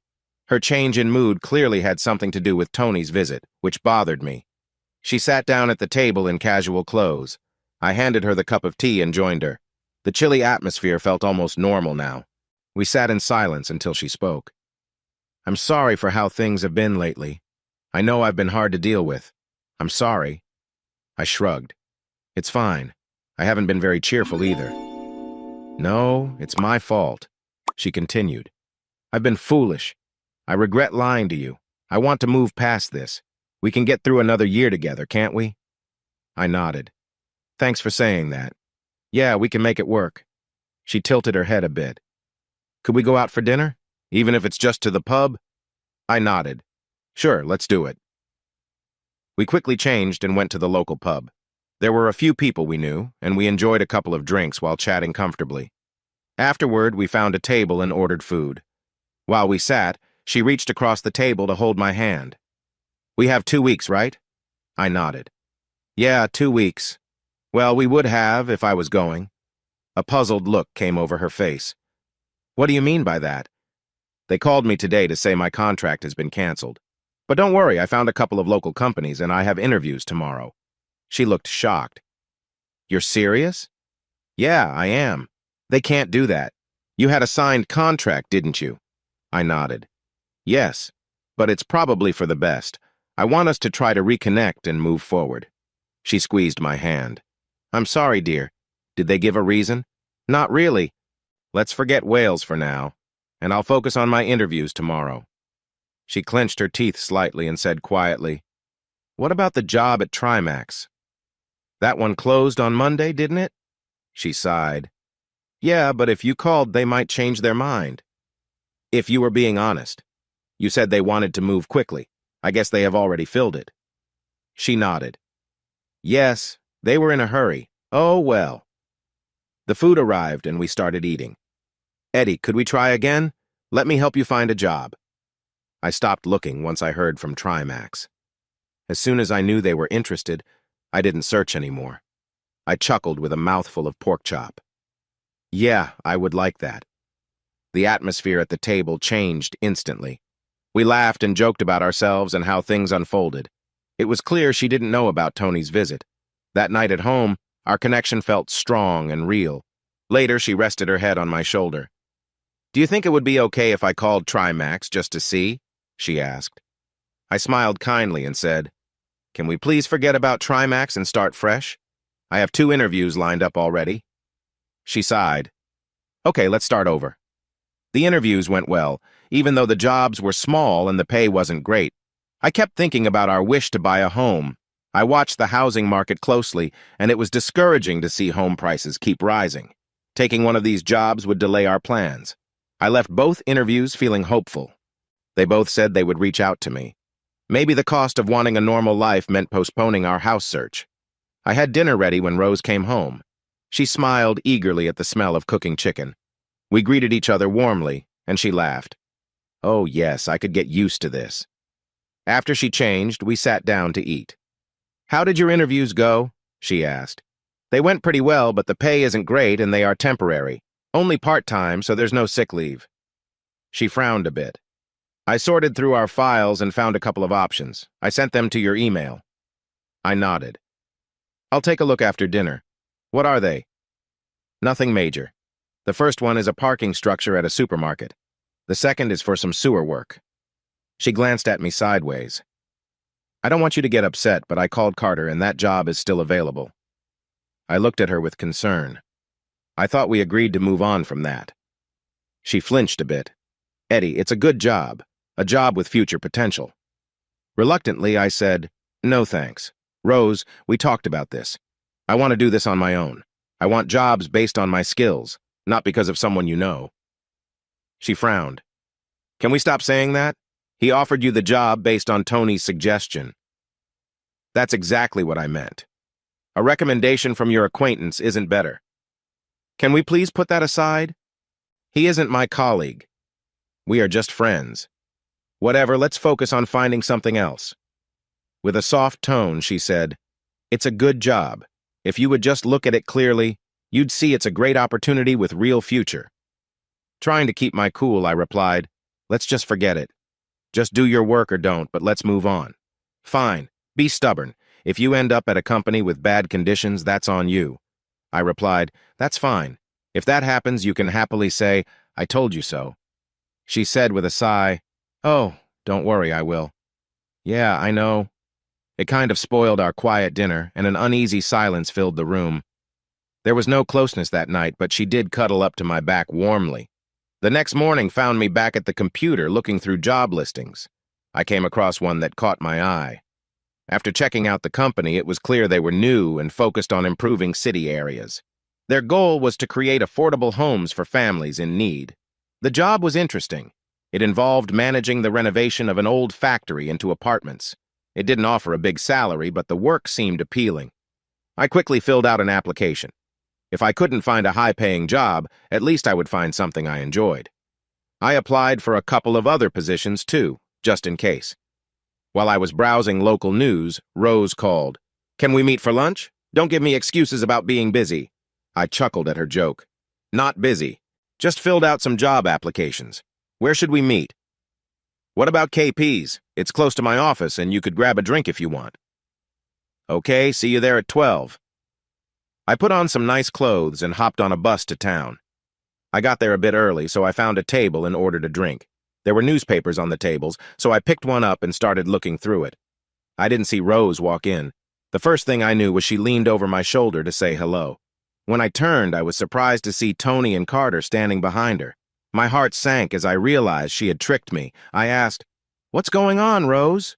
She frowned. "Don't overreact. They just want to talk." Tony reached out his hand. "Hello, Edwin. How are you?" I shook his hand. "Fine." Carter followed suit. They all sat down. "So, what is this? An intervention?" Tony spoke before Rose could say anything. "Edwin, we came here to talk about your situation. After I spoke with you, I called him. He agreed to keep the position open for you. He was waiting for your call." Rose was about to speak, but I interrupted, saying, "I didn't call because I'm not interested. I have some good offers." Carter chimed in. "Edwin, I would really like you to think about joining us at Trimax. After talking with Tony, who gave you an excellent reference, and looking over your resume, I believe you would be a great fit for our company. You have gathered considerable experience at your age, which I find impressive. We want you on our team." Taking a big sip of my drink, I said, "I'm not interested in working at Trimax. If I wanted to, I would have applied. I didn't, so that's that." Rose jumped in. "Eddie, please think this over. It's a good chance." "Stop worrying about your commission, Rose." I said no. "Why would you turn down this offer, Edwin?" Tony added.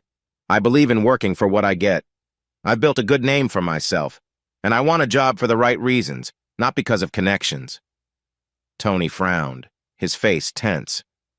"Edwin, we talked about this. The offer isn't about any hidden agenda." "Then why did you feel the need to bring me up to Carter?" "Because Rose mentioned you needed a job. She sent me your resume, and I passed it to Carter." "Why?" I asked. "Because Rose and I are friends. That's what friends do." I looked at the menu the waiter had given us. "I'll have the steak pie. What do you want, Rose?" Frustrated, she said softly, "I'm not hungry." "Then why are we here?" "Because when I told Tony you turned down the offer, he thought talking might help. And you didn't think to mention we would have company. I didn't say anything because I knew how you would feel. If you could put aside those feelings and see this as a good chance, you might think differently." I finished my drink and stood up. "I'm going to get a refill. Does anyone else want something?" Tony shook his head slowly, looking over at Carter, who seemed annoyed. I walked over to the bar. Taking a sip of my beer, I glanced back at the table. They were deep in conversation, leaning in close. I returned just as my food came. As I sat down and picked up my fork and knife, Carter looked straight at me. "I think I should just leave. You're not interested, are you?" When I shook my head, he said sharply, "It would have been better if you hadn't wasted my time." I replied, "I didn't. I didn't ask you to come here. I never applied for a job with your company." He turned to Rose and said coldly, "I'm losing faith, Rose. Don't waste my time in the future." Then he left, and Tony shot me an angry look. "You've burned a bridge there. Not a good way to build a reputation." "I didn't do anything wrong. I came here for lunch with my wife, not to meet with you or him. It's not my fault." "You could have been polite and thought it over. You had already decided, and that shows a lack of openness. Maybe I thought too highly of you?" Taking a big sip of my drink, I replied, "Maybe you did. You weren't invited here by me, and I don't appreciate your presence. Rose may think you're great, but I don't." He leaned closer to me. "Edwin, I could help you if you gave me a chance. There is no need for anger. While you're getting involved in my marriage, I can choose to be polite or not. I really wish you would stay away from my wife. I don't like your attention." "Eddie," Rose said, "stop it. You're acting irrationally." "Yeah, whatever. Rose, you're dismissed. I will find my own job. If you can't do what your clients ask, I wonder how you manage." Her expression changed and she gasped. Tony shook his head. "I think I will leave now. Good luck, Edwin. I wish you well." He offered his hand, but I looked away. As he walked away, Rose said, "You rude, thoughtless person. You were so disrespectful. They were trying to help you. They were trying to impress you. It had nothing to do with me. They don't even know me. This is all about them wanting your attention." She stood up, leaning across the table, our faces close together. "You are being ridiculous. Eddie, you're jealous and insecure." As she turned to walk away, she gently touched my shoulder. "I am so ashamed of you. That was embarrassing. They are successful business people who were trying to help you." As she leaned on me, I said quietly, "Did you ever think about why they would help a man they have met only once?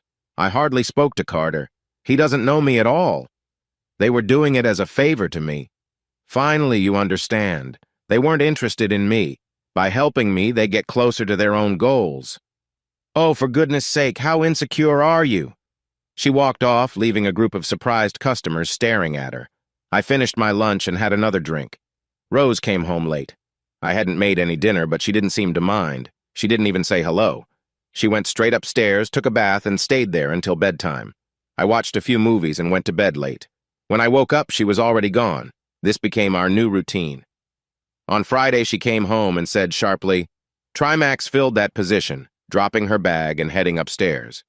Later, she came back ready to go out and said casually, "I'm going out for dinner with Claire." I didn't even look up. She left, slamming the front door behind her. I decided I was tired of being home alone and went to the pub. Luckily, I saw some friends there, and one drink led to another. Before long, I felt a bit dizzy. I chatted with a couple of women, just having fun and enjoying the moment. One of the women, Colleen, seemed interested, and we had a lively conversation. I went to the restroom, and when I came back, she had turned away, giving me a chance to leave. The walk home definitely woke me up. It gave me time to reflect, somewhat hazily, on what was happening in my marriage. Ever since Rose met Tony, she had seemed like a different person. She had always been smart and capable, but her attention was now completely on him. It seemed like it was always about Tony or Claire, and that's all I could hear. I thought she was really taken with him. I wasn't sure if it was true about Claire, but I couldn't shake the worry that she might be with him now. It drove me crazy. When I got home, the house was dark. I slowly made my way up the stairs and turned on the light in the bedroom. Rose groaned. "Turn off the lights." "I'm sorry, I didn't expect you to be here." "Where else would I be?" "I thought maybe you were with Tony or out with friends." "Really? I was with Claire. We went to dinner." "Why should I believe that?" "Because I just told you." "I don't know. I've heard a lot of stories lately, and they don't seem true." "I can't believe you think that." "Why would I lie to you?" She turned away in bed and pulled the blankets close. "I give up." I got ready for bed, feeling tired and frustrated. My sleep was interrupted by loud noises. I opened my eyes to see Rose rummaging through the dresser and making a mess. "What's going on?" I mumbled, covering my head with the blankets. After a bit, she went downstairs and I blinked to adjust to the sunlight coming in. I stretched and yawned, wondering how things had gotten so tense between us. I took a shower and went downstairs. It was around 10:30, and the place was quiet. I found a note on the table from Rose. "Gone shopping." I made a cup of tea and decided to go for a walk, stopping by the bakery for coffee and a croissant. After picking up a newspaper, I returned home. Rose was busy with chores when I got back. I sat on the sofa with my newspaper, and even though she was moving around, we didn't say a word during dinner. We were both so upset that we couldn't even look at each other. Tired of the quiet, I put on my jacket and said, "I'm heading to the pub." "Fine, go ahead," she snapped as I closed the door behind me. The walk to the pub felt really long. I regretted how things had turned out, but I didn't know how to fix it. After having a few drinks, my friends from the other night showed up, and we started talking. It turned into laughter and more drinks. Colleen, the woman I had chatted with earlier, said, "There's a DJ playing up the road. Who wants to join?" She looked at me hopefully. "Sure, I'm in," I replied. The whole group made their way to the King's Arms where the DJ was playing. As we entered, Colleen ended up close to me while we danced. In that moment, I lost track of everything else. I felt frustrated and ignored by Rose, and now here was someone who was paying attention to me. Colleen wasn't perfect, but she was energetic and right there with me. We danced, and I could sense a connection growing. She leaned in and said softly, "Want to come back to my place?" "Sure," I said. We stepped out into the cool night air, and then things changed quickly. Her boyfriend grabbed my arms and faced me. "I should cause you trouble." "Hey, I didn't know she had a boyfriend," I said. He pushed me back. "Leave now." Colleen looked upset. "Sorry, babe. We were just dancing." I took a step back, realizing it was best to keep things calm. I walked home, and like the night before, the place was dark. Rose was in bed. I decided to take my time, kept the lights off, and climbed in next to her. "Oh my God, where have you been?" she asked. "Just at the pub, nothing special." She leaned closer. "Who were you with?" "I don't know what you mean." She turned on the light and pulled the blankets off, making me shiver. "Hey, it's cold." I reached for the blankets while she kept asking, "Who was she?" "What are you talking about?" "I was just at the pub." "Looks like you have a lot to explain." I quickly got out of bed and went to the bathroom. Looking in the mirror, I saw some marks on my neck. I couldn't believe it. Sitting there on the cold toilet, I tried to think of what to say, but I knew it would be hard. "What a fool I am," I whispered. Rose was sitting up in bed, waiting. "Okay, Eddie, no lies. Who was she?" "I'm sorry. This isn't how it looks." We had gone to the King's Arms, where a DJ was playing. We danced, and a woman seemed interested in me, but it wasn't anything serious. "You're being a hypocrite. You judge me for doing nothing while you're flirting with someone else. You need to think about your actions." "I'm sorry, but nothing happened. She just got a bit too friendly." "Oh, really? If I came home with signs that I was with someone else, how would you feel? I have lunch with a friend, and you say I'm being unfaithful?" I tried to get back into bed, but she said, "You can sleep on the sofa. I don't want to smell that perfume all night." It made sense. My head hurt, and I wasn't in the mood for a fight. I went down to the lounge and collapsed onto the couch. The next day was tough, just as I expected. Our argument was serious, and it was hard to reach an agreement. I pointed out that she wasn't in a good position to judge me since she had her own situation with Tony. She accused me of being a hypocrite, saying I must be seeing someone else. Eventually, I packed my laptop, some papers, and as many clothes as I could fit into a couple of suitcases. As I drove away without a clear idea of where to go, I regretted not taking that job in Wales. I found a cheap hotel on the edge of town and settled in for the night. I was completely worn out. It's crazy how tiring arguing can be. I fell asleep and woke up around 4 in the morning. Monday brought some good news. The job I had applied for wanted me to come in for an interview. I didn't hear from Rose. I got dressed and left. The office was nearby. Mark was the boss, this was his company, and he called the shots. We talked for a while about the job and what it involved. He shared his vision for making a positive change in the community. He was very passionate about his work. I was impressed, and after a quick look at the contract, I signed it and said I could start as soon as possible. I tried to call Rose that night, but she wasn't ready to talk. I walked around the small hotel room, feeling more and more restless. I couldn't stay there anymore, it was driving me mad. So I went for a walk. This was a rough area, and it didn't seem very safe. I noticed some noise outside as I left the hotel. Thankfully, I found a pub where I could eat and drink. I started my new job the very next day, which was a relief compared to being in the hotel room. The job was amazing. Mark had put together a small team. He was the designer, and he needed me for the engineering part. We discussed plans for tearing down some buildings. As we walked around, Mark said, "What frustrates me is that these old materials are too valuable. I've tried to sell them, but no one has bought anything. It takes too long and we don't have the space to keep it." I suggested we find a place for them. "No, that's too expensive. Any money we make would just go to storage and transport. It's easier to just get rid of it." As the day went on, I began to see his point. Some of those materials were really good and should not be thrown away. I came up with an idea. About a year ago, I met someone who had a small piece of land outside of town.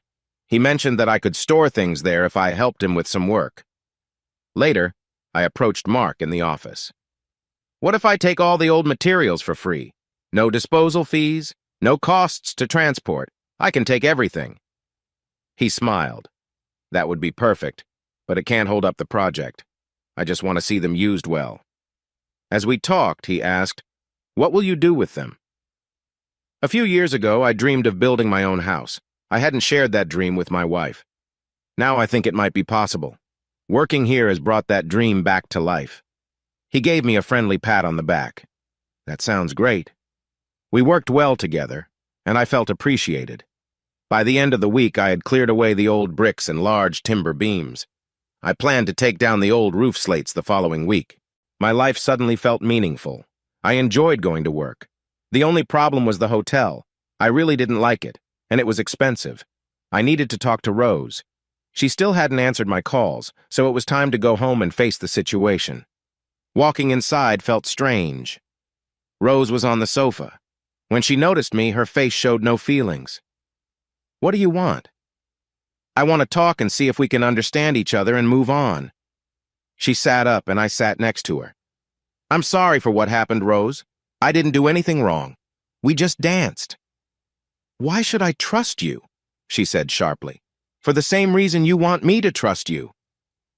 "That's funny coming from you. I told you I never had anything with Tony, but you keep bringing it up."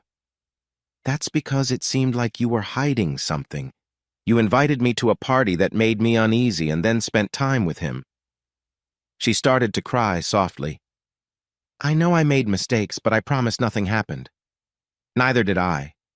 She nodded. "Okay, then where do we go from here? How do we fix this?" "From where I stand, it's simple. I want you to limit your time with Tony. No lunches, no meetings. I want us to return to a normal life." "Why should I stop seeing Tony?" "He is my friend and has taught me so much." I took a deep breath before answering. "Will you be okay if I spend time with Colleen then?" "Who is Colleen?" She marked my skin. "Oh, I won't accept that." "So you can see your friend, but I can't see mine." She frowned. "He's not my friend, you know that. Why can't you understand? He was with you that night at the gathering and danced closely with you, just like Colleen did with me. I don't like that he is part of our lives, and I don't like that you listen to him instead of me." She grabbed my hand. "That's silly. I don't do that." "Yes, you do. You let him influence you into making decisions I didn't want." She sighed. "Believe it or not, that choice was good for you. You just weren't clear about what you wanted." "It might have been a good opportunity, but I told you I didn't want it. That should have been enough. You went ahead without me." "I'm sorry, but I was trying to help you.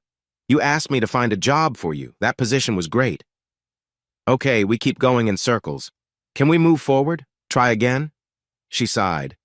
"I want to, I really do, but you have to learn to trust me. I do trust you. I just worry about him. But as long as you trust me, it won't matter." We leaned in, wrapping our arms around each other in a moment of closeness. "Where have you been staying?" "A hotel. It's not nice." "Well, go get your things. I'll make dinner while you're gone." As I stood up, she sighed. "Then we should think about finding you a job." When I came back, she had dinner ready. While we ate, I said with pride, "I don't need to look for a job. I've started working with a new company." She asked for more details, and I explained the project. I could see her face fall. "You turned down a great chance to work for a solid company. I don't get your decision." "Why do you think they're a bad choice?" "Just from what you've said, this is their first project, a small team, low pay, no real office. It sounds risky." "I like it. I'm really enjoying my work." "Okay, that's your choice. You could have been at a well-known company with bigger projects, everything you ever wanted." Our life together continued, and most of the time, it was better. We talked more openly, and there was a new honesty between us. But there was still tension because of Tony. His presence seemed to loom larger. We couldn't have a conversation without him coming up. It made me feel frustrated, and after a month, I finally reached my limit. "Enough," I said. "I'm tired of hearing his name. I don't want to know what he is doing or saying. Let's focus on us for a while." She looked confused. "What do you mean?" "I mean that he comes up in every conversation. I want a week or even a month without hearing his name. Just can we not talk about him?" This upset her, and I could see she wasn't happy. In the following weeks, things got tense. Every time his name came up, I would say, "Stop." It always earned me a puzzled look and a, "What?" It sure showed how often he popped up in our talks. I hoped she'd notice since she seemed unaware of it. This bothered her, no doubt. Life continued, as they say. We swung between loving and arguing. The good days felt wonderful, like old times.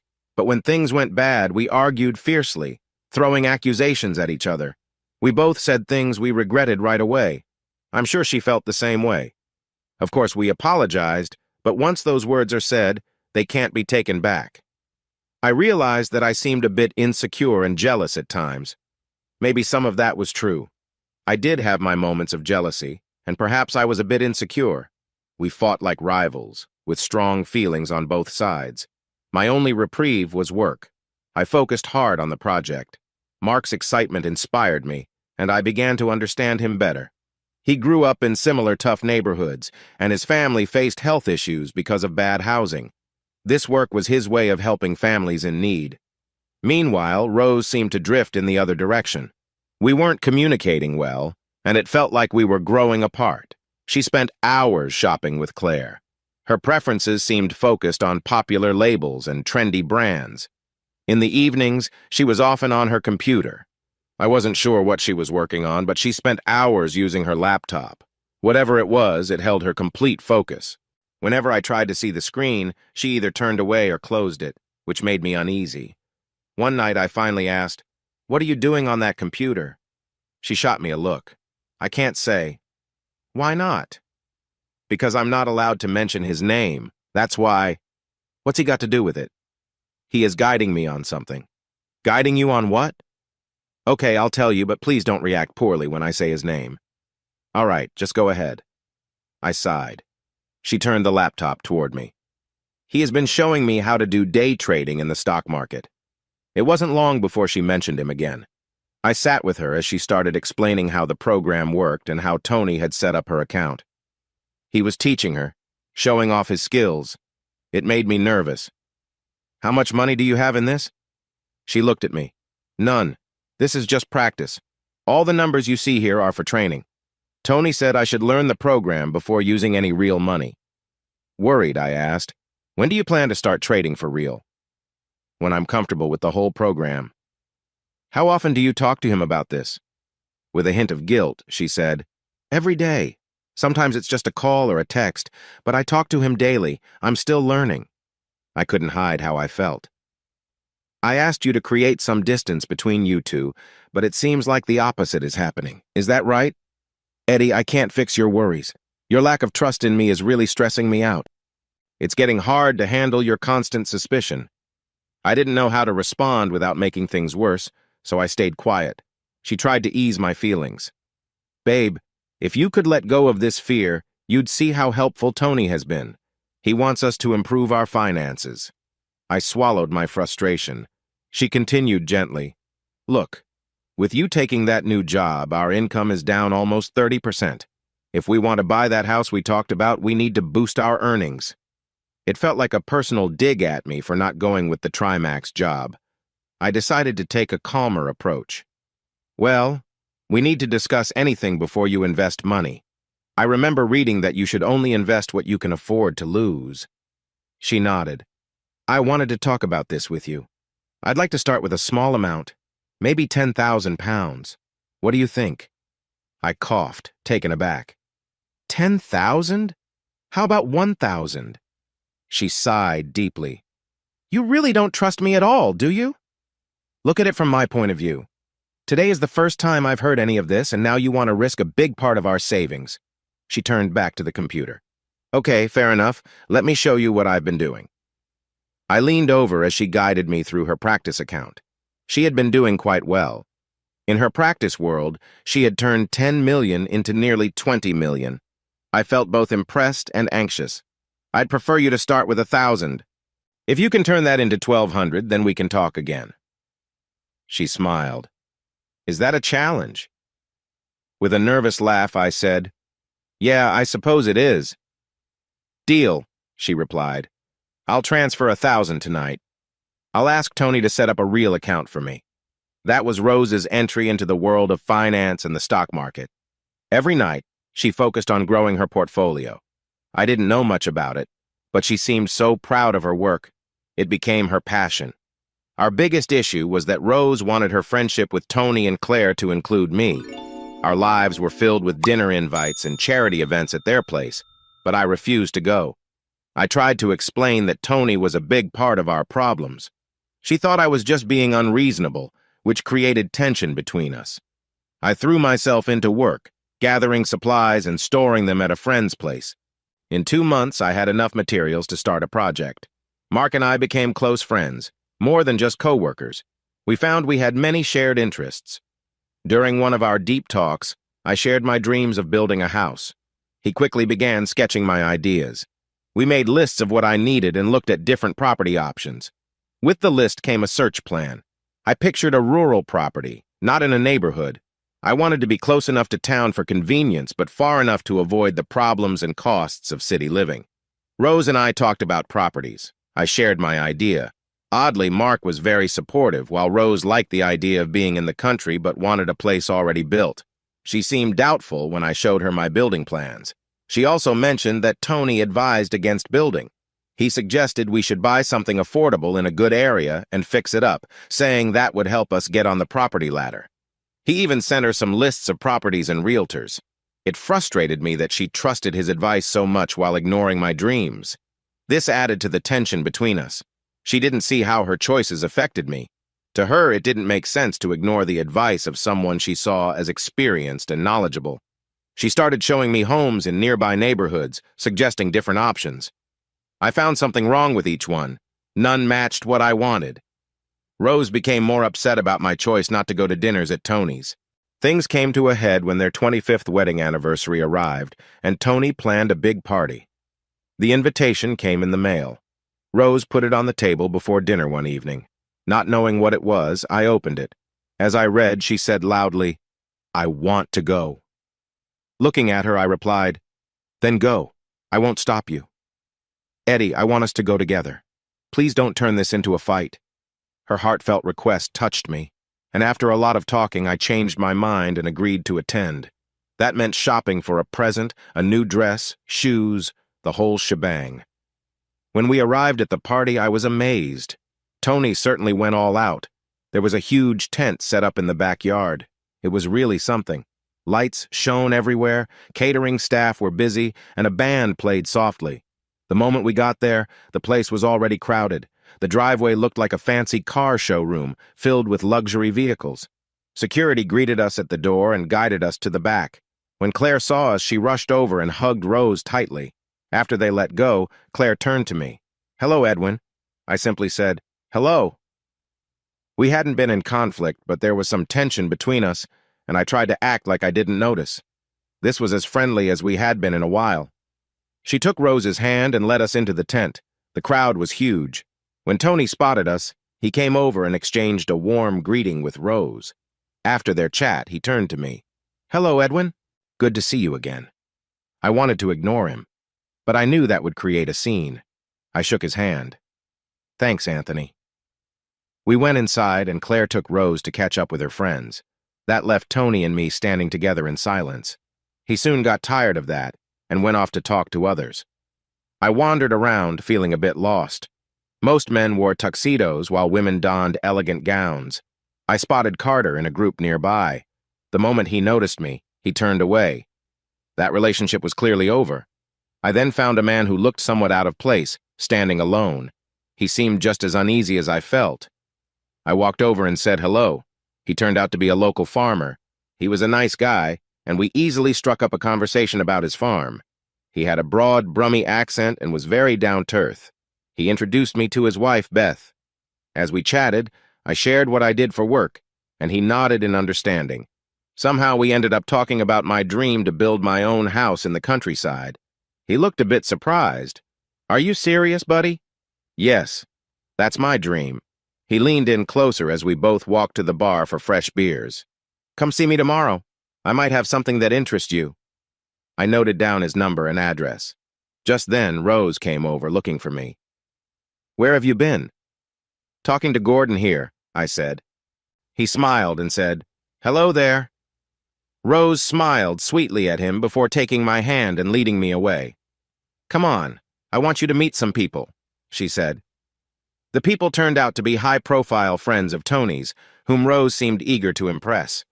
I felt out of place right away. "What do you do, Edwin?" "Engineering." "Do you own a company?" "No, I'm just working for a friend." There was a brief silence before the group continued their conversation. Rose tried to include me, but it was tough. They talked about stocks and business, which was hard for me to follow. I stood back for a few minutes until I decided I didn't want to be a bystander anymore. I tapped Rose on the arm to get her attention. "I'm going to the bar. Do you want something?" She sighed. "Champagne, please." I stayed at the bar for a while. A couple of young guys arrived. One was from the band, and we started talking about music and the industry. It was fun, and he was friendly. Rose soon appeared next to me, looking unhappy. "What happened to my champagne?" "Sorry, I was talking to Jake." She ordered her drink, and Jake went off to get ready for their performance. "Eddie, why did you walk away? I was hoping you'd join in the conversation." "Rose, we both know I don't fit in here." "Babe, you could if you tried. There are some guys from Trimax here. Why not get to know them?" "Yeah, if we run into them, I guess we could find some common ground." She walked away, leaving me to wander alone. Claire must have felt sorry for me. She came over and stood beside me. "Great party, isn't it, Edwin?" "Yeah, it's nice." Sipping her champagne, she sighed. "Why do you look so sad? You seem a bit lost, like you don't have a friend here." "I feel out of place." "Why not go and talk to Tony? I'm sure he would like to chat." "I don't think he's interested in talking to me any more than I am in talking to him," I replied. "Why are you being so defensive?" "Because he is getting too involved in my relationship. Rose seems to really like him." "That's a bit of an overstatement. I think she appreciates that he is willing to help her." "Let's be honest, Claire. It's clear to anyone watching them together that there's more to it." "Edwin, there's nothing going on. There might be some link, but I know my husband well, and he has never been unfaithful or encouraged anyone else to be." "Oh, he is much trickier than you think. He has inserted himself between Rose and me by pretending to help me. He got me a job with his friend. Why? Just to show her how important he is, how powerful. I can only imagine what he would want in return." She tugged at my arm, making me look into her eyes. "Is that why you turned down the job with Carter?" I nodded. "Yes. I never want to owe him anything." "Goodness, Edwin. That is a harsh thing to say. He has not done anything to deserve that. He has been nothing but supportive to Rose, and to you, if you had been smart enough to see it." I finished my drink and said, "I'm going to the bar." With my back to the crowd, I ordered another drink. While I stood there trying to sort through my thoughts, Claire appeared next to me again. "Edwin, can we talk?" We moved to a quieter spot. "Edwin, you have to let go of this anger. It is harming your marriage. Rose and I have become very close friends, and as friends do, we talk." She gently touched my arm as she said, "Edwin, she is losing patience waiting for you to move on." "Move on from what?" "All these doubts, the mistrust, the suspicion. You are so hostile towards Tony. They have built a strong friendship, and your bitterness is going to hurt your relationship." "Claire, don't you see that it is his involvement in my life that is creating distance between us?" "You can be quite challenging, Edwin. I am trying to help." The music began, and Claire walked away, shaking her head. It frustrated me that no one else understood my view. I watched as people began to move onto the dance floor, and soon the area was filled with dancers moving together. I stepped outside for some fresh air. I heard laughter from around the corner of the tent, away from the restrooms. I was surprised to see Rose gathered closely with Tony, Carter, and a few other friends. They were huddled together, and as they leaned in closer, a familiar scent drifted over. They were enjoying something. I watched as the item was passed around among them. I stood quietly for a few minutes before they broke apart and went back inside. As I walked towards the bar, I felt arms wrap around my waist. I turned and saw Rose smiling at me, her energy bright. Hey, stranger, where have you been? I smirked. More importantly, where have you been? She laughed lightly. Outside. What were you doing? She leaned in and whispered playfully, having fun. When I frowned, she asked, surprised. I shook my head.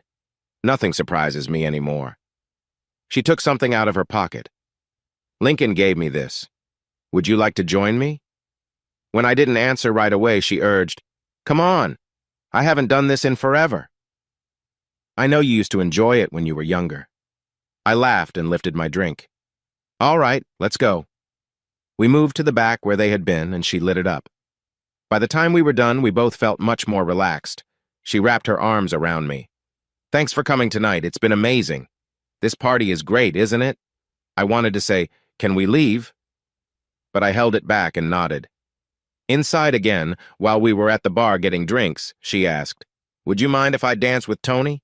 That wasn't what I wanted to hear. I'd like to dance too, you know. She nodded.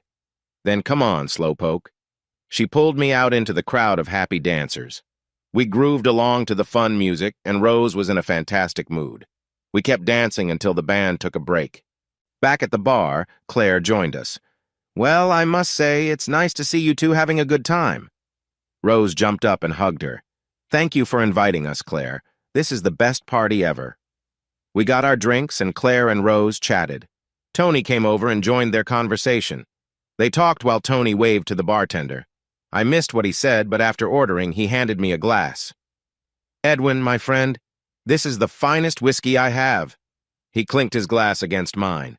Cheers. He was right. I don't know much about whiskey, but it was really good. No sooner had we finished than he asked, want another?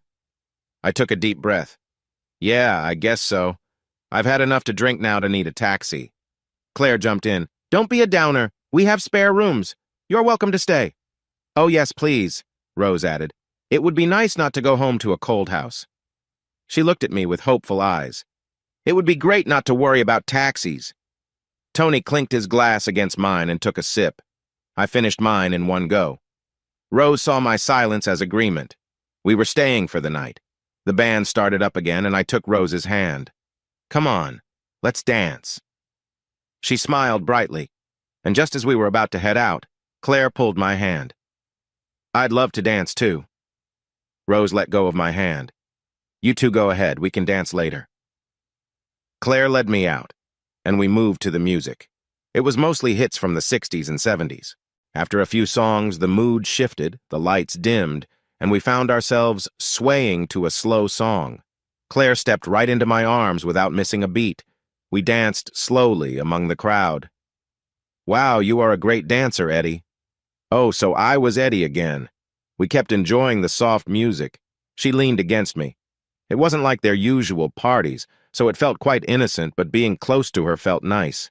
I recalled the many nights I spent thinking about her.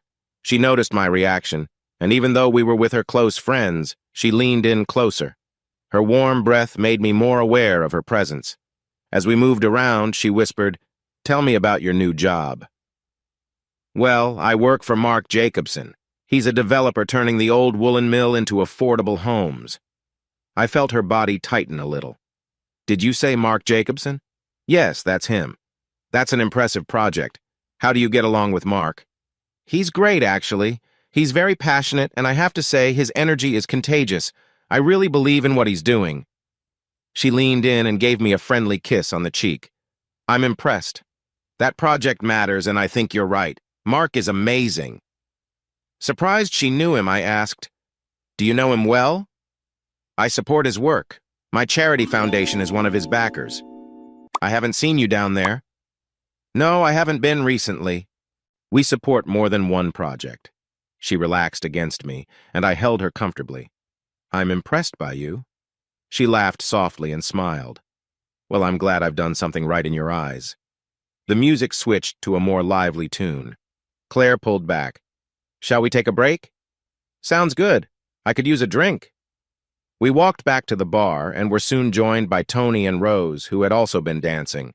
Claire started asking me questions about the project, how I thought it was going, the people involved, and its impact. Rose gave us a curious look as Claire's questions became more in-depth. She seemed even more surprised when Claire added, "I need to come by more often." She took Tony's hand. "Come on, dear, let's socialize." Rose seemed excited. "Wow, you two are getting along really well." I shrugged. Who would have guessed? She led me as we mingled. It bothered me a bit that she seemed drawn to wealthy people. I would have been happy just talking to Gordon. At least he was genuine, unlike the others she wanted me to meet. I was relieved when the evening ended, and Claire took us to our room. What a room! It was much nicer than any hotel we had stayed in. The next morning felt awkward. Claire was a great host, and Tony struggled to keep the conversation going, but it felt forced. There was no laughter, and I knew it was mostly my fault.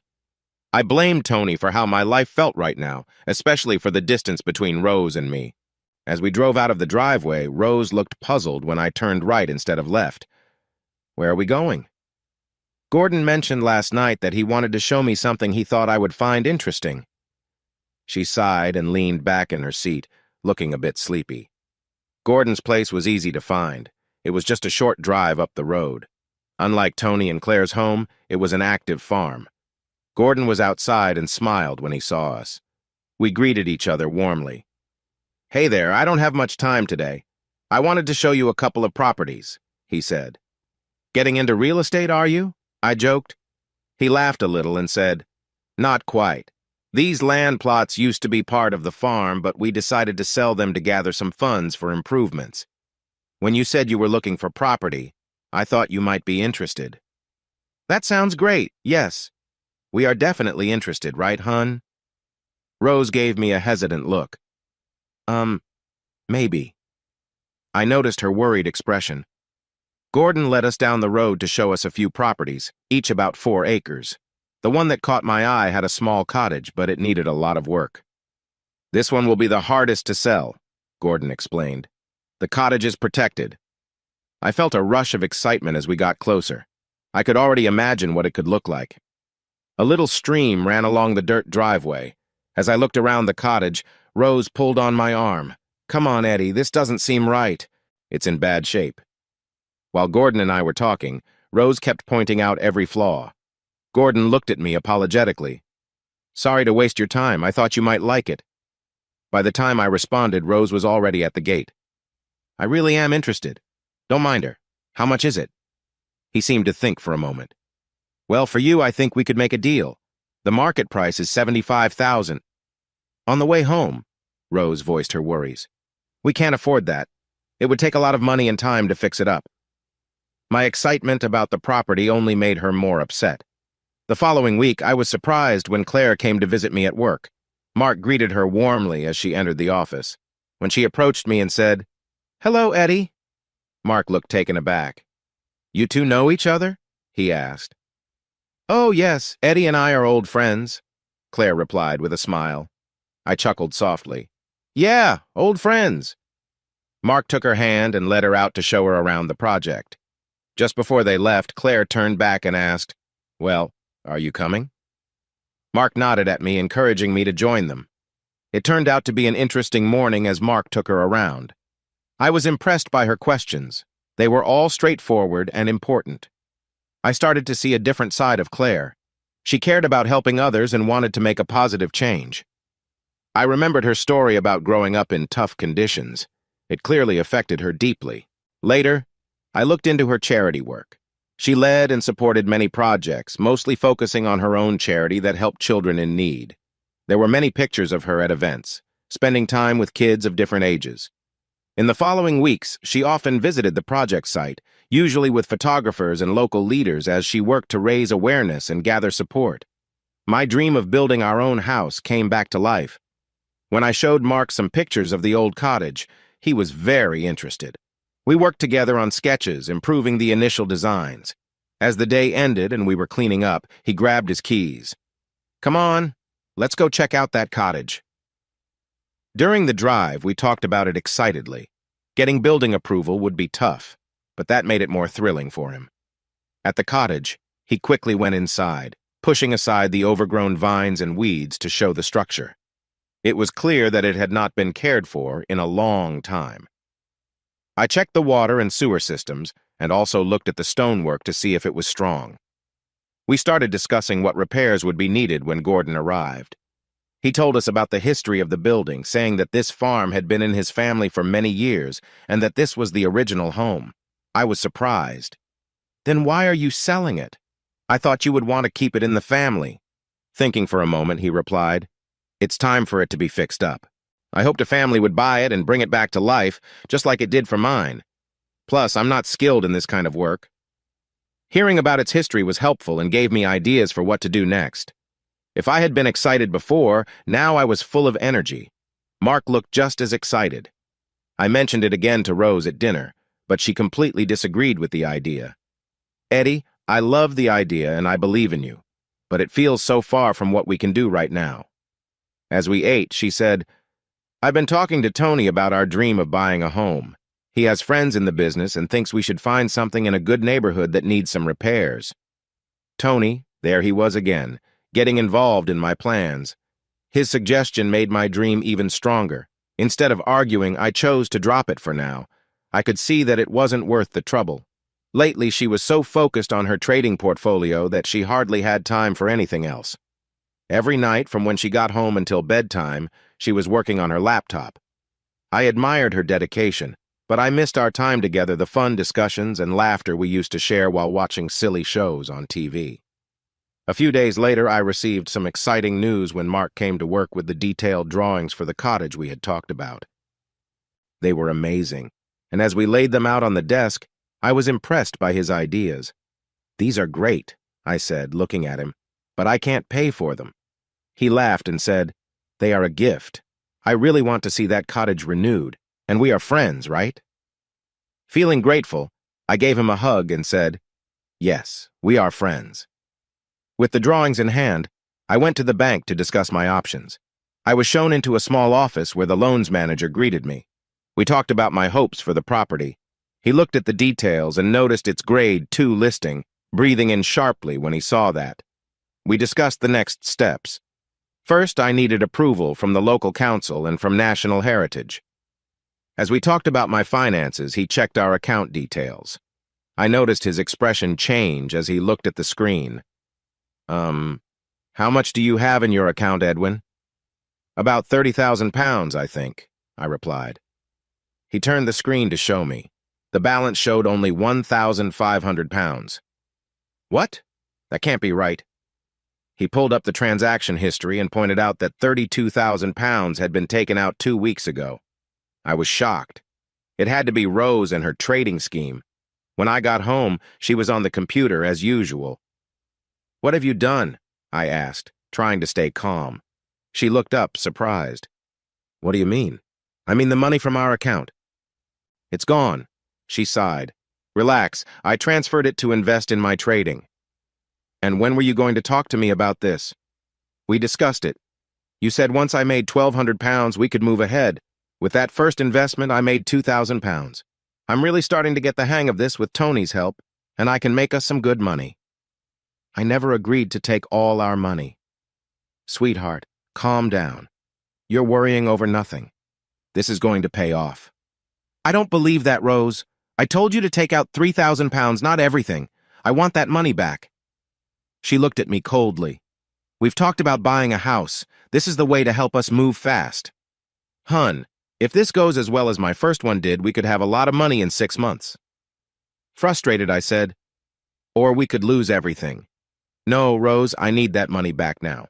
Sell whatever you must, but I want that 30,000 pounds in our account by tomorrow." She stood up and came closer.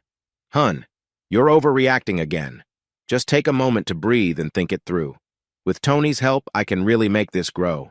We can have our own home." "No, I'm serious, Rose. We worked hard for that money, and I won't risk it on some wild plan." She gently held my hands. "Honey, you need to trust me. I know I can do this. Trust me, I can help us have real wealth, not just a house, but a savings for the future." I pulled my hands away. "No, I don't care what Tony says. This is a risk I won't take. I want that money back right now." She frowned. "It doesn't work like that. If I sell at a loss, it could hurt us." "I don't care. I want our money back in the bank." Do you know how embarrassed I felt today? I was at the bank and nearly fainted when I saw the balance. Return the money. I stormed off to have a shower and change. When I came back, she was on the phone in tears. "I don't know what to do," I heard her say. "Yes, maybe that's the plan." Seeing me, she hung up and shot me a hard look. I started cooking dinner since nothing was ready. We ate in silence. After dinner, I turned on the news. Rose said, "Hun, can I show you something? Let me explain. Our money is safe." She sat next to me and started scrolling through her purchases and balances. I heard Tony's name come up several times as she spoke. Every time I heard his name, I felt myself getting more upset and stopped listening. At the end of her talk, she asked, "So what do you think? Can I keep going?" "No, Rose, you can't. That money is ours. We both earned it. I want it back." "You're right, Eddie, it is ours. I worked for it too, and I should have a say in how we use it." "I want that money back, Rose, in our account tomorrow." She sighed defiantly. "No, that's not possible right now. I can get it back, but it will take about a week." I nodded. "Okay, you have a week, but not a day more." She jumped up from the sofa and raised her voice. "Eddie, you don't believe in me at all. Just because I'm a woman doesn't mean I can't handle things."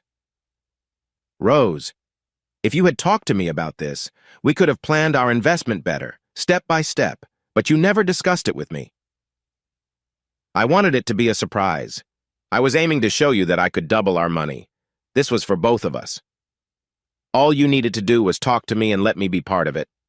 Everything I have worked for is at risk." She went upstairs and that ended the argument. I slept on the sofa and the tension hung in the air all week. On Friday night, she came back with a confident look. She handed me a check for £25,000. "Here, this is your half. I'm keeping the rest to invest." I was taken aback. "What?" she asked. "Half the money is mine, and I deserve a say in how it's spent. I helped grow our original amount by almost 40% in just under a month." I put the check away and said, "Thanks, I'll deposit this." Her expression softened. "Don't you see, Eddie? 40% in a month. Just give me a chance and we can have our own home soon, without a mortgage. Go for it, but remember, only invest what you can afford to lose. I'm saving this for emergencies." She raised her hands in frustration. "Oh, whatever. Sometimes I really worry about you, Eddie." When I talked to Mark about my situation, he gave me some advice. He connected me with a mortgage broker who helped families in tough spots and often found mortgages without deposits. In the following weeks, I spent all my free time with the broker, learning what was needed for approval. It was tough. Things at home felt cold and quiet. Rose was either asleep or on her computer, excitedly showing me how fast her half of the investment was growing. I had to admit she was skilled.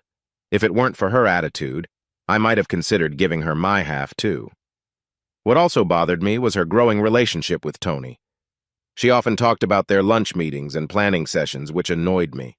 Claire seemed to pick up on the changing dynamics in our relationship. She visited the project more often, and we would stroll around together. She didn't scold me, but suggested that I let Rose develop her potential. I knew this was true, but I wasn't sure I wanted to be around the new Rose. She seemed to have lost her happiness and passion for life. Now it felt like all she cared about was that computer and her success. Buying the property was getting harder. I was about to give up when Gordon called unexpectedly one day. "How are you doing? Still interested in the cottage?" "I still love it, yes, but I think I will have to let it go." "What's the issue? Is it just about the money?" "Yes, that's it. What if I were to lower the price a bit?" "I'd still have a hard time, Gordon. Sorry for wasting your time." "Don't be silly.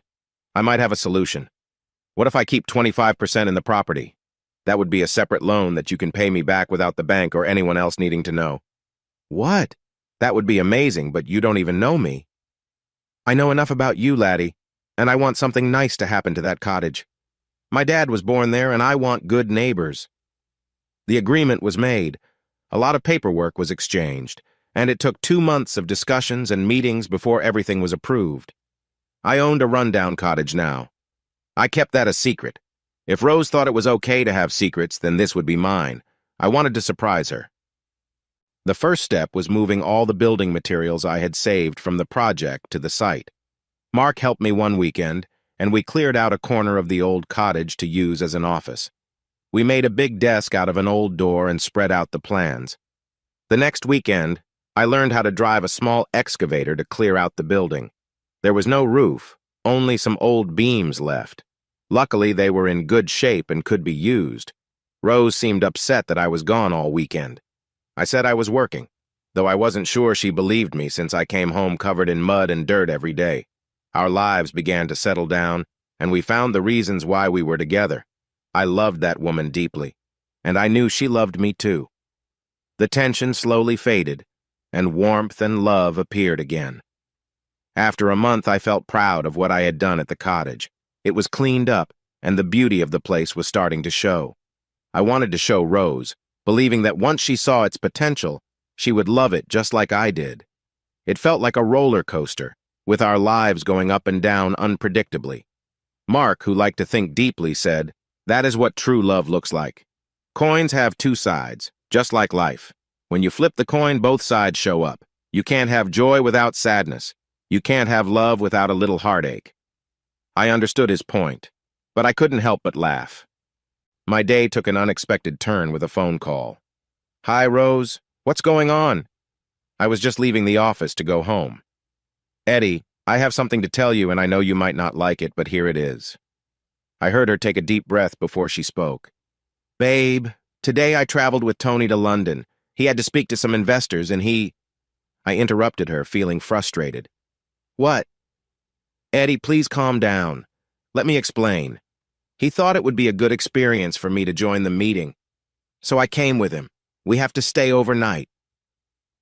Anger bubbled inside me. "You went to London with him without telling me? You know how I feel about you spending time with him." "Eddie, stop it. You're overreacting. I'm sorry. I should have told you sooner, but I decided at the last minute. Anyway, it isn't good news." "Oh, really? What do you mean?" "We need to stay overnight. When he changed the flight tickets, mine got canceled too. I can't fly home until tomorrow." I rushed down the stairs from the office, anger coursing through me. "So you're saying you're spending the night in London?" "Yes, Eddie. Tony has already booked us rooms at the Sheraton." "I can't accept that. If you stay there, it will create serious issues for our marriage. Do you hear me, Rose?" "Calm down, Eddie. We are in separate rooms. We're not sharing. Find another way home. I don't care how, but if you sleep there, we are finished." "Eddie, please. Finding another way home would take a long time. Plus, I learned a lot today and want to attend tomorrow's meeting." I hung up, fuming and unsure how to express my feelings. I knew if I stayed on the call, I would end up saying things I would regret. When I got home, I was surprised to see Claire's car parked. As I stepped out, she came out too. "Hello, Eddie, how are you?" "What are you doing here, Claire?" "Rose just called and said you weren't handling the news well. I thought I should check on you."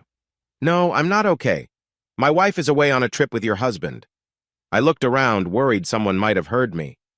She frowned at my words. "Can we go inside and talk before we make a scene?" I walked past her and opened the door. She followed me in. "Eddie, this is just a misunderstanding. Tony didn't know they would have to stay overnight. They have separate rooms. I can call the hotel to confirm." "Claire, I know what I'm talking about. He could book a whole lot of rooms, but that doesn't mean they won't still share one." "Eddie, please don't overreact. This is innocent. Tony asked Rose to join him for a learning opportunity. They were supposed to return by now. It's not a big deal." "Not a big deal?" I said sarcastically. "She's lying to me. She's with him, someone I can't stand. I'm done with this." Her face changed. "Tony is my husband, Eddie, and I won't let you speak about him like that. You might not like him, but he's just tried to help you and Rose. At least she appreciates that." "Oh, I'm sure she does. I bet she'll be really thankful tonight." "Eddie," she said, shocked. "Stop it. You're acting unreasonably. Let's go out for dinner and have a calm conversation. We'll both be alone tonight." "Forget it, Claire.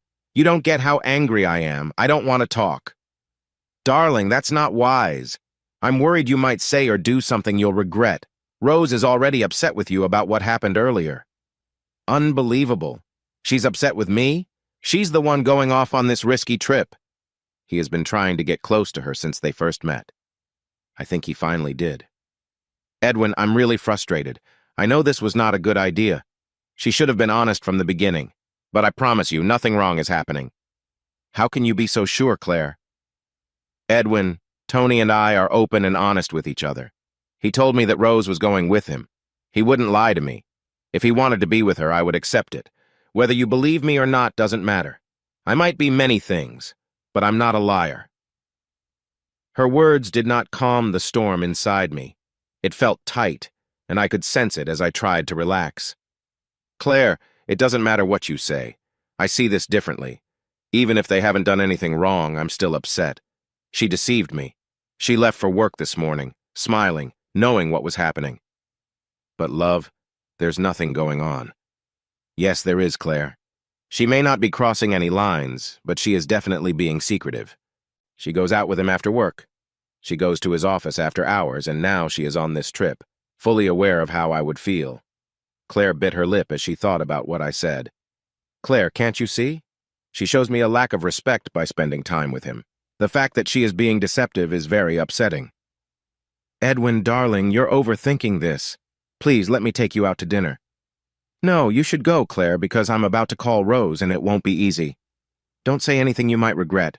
I beg you, take the night to think about this. Things have been fragile between you two lately. She hugged me before she left. Please, Eddie, take a breath. Don't rush into this. Think carefully. I almost decided to let it go and discuss things tomorrow, but Rose called and changed everything.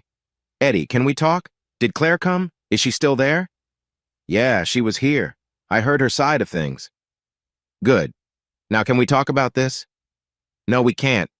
I just checked, and guess what? There are flights back tonight. One leaves in an hour. Seats are available. Eddie, I wanted to stay. I'm learning so much. Honestly, if you let me explain, this is really important to me. The only thing I see from this is how little you care about me. Since you met Tony, he has taken my place as your friend. We used to share everything. Now, if you want to talk, you go to him. That's not true, dear. Yes, it is, Rose. You don't respect me anymore. You often keep things from me. You knew how I would feel. When you left for work this morning, you said, I will see you tonight. That's because we were supposed to return today. And if that had happened, I would have been left in the dark. Somehow you think that makes everything okay. What I don't know won't hurt me.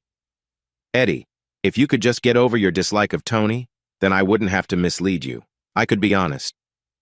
Rose, it seems our marriage is in trouble. I will not stay in the background. If Tony wants the spotlight, he can have it. Have a good night. I hope he meets your expectations.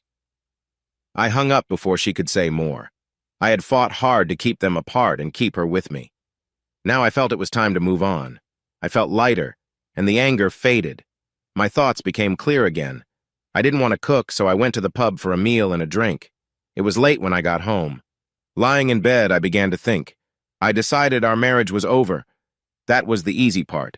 Figuring out how to move forward would be harder. Now I had a house and a mortgage. I couldn't afford to live there alone. Recently, I had let Rose handle all the bills. She hadn't complained. Moving out was the only answer. As I lay in bed, my phone rang. Eddie, can we talk now?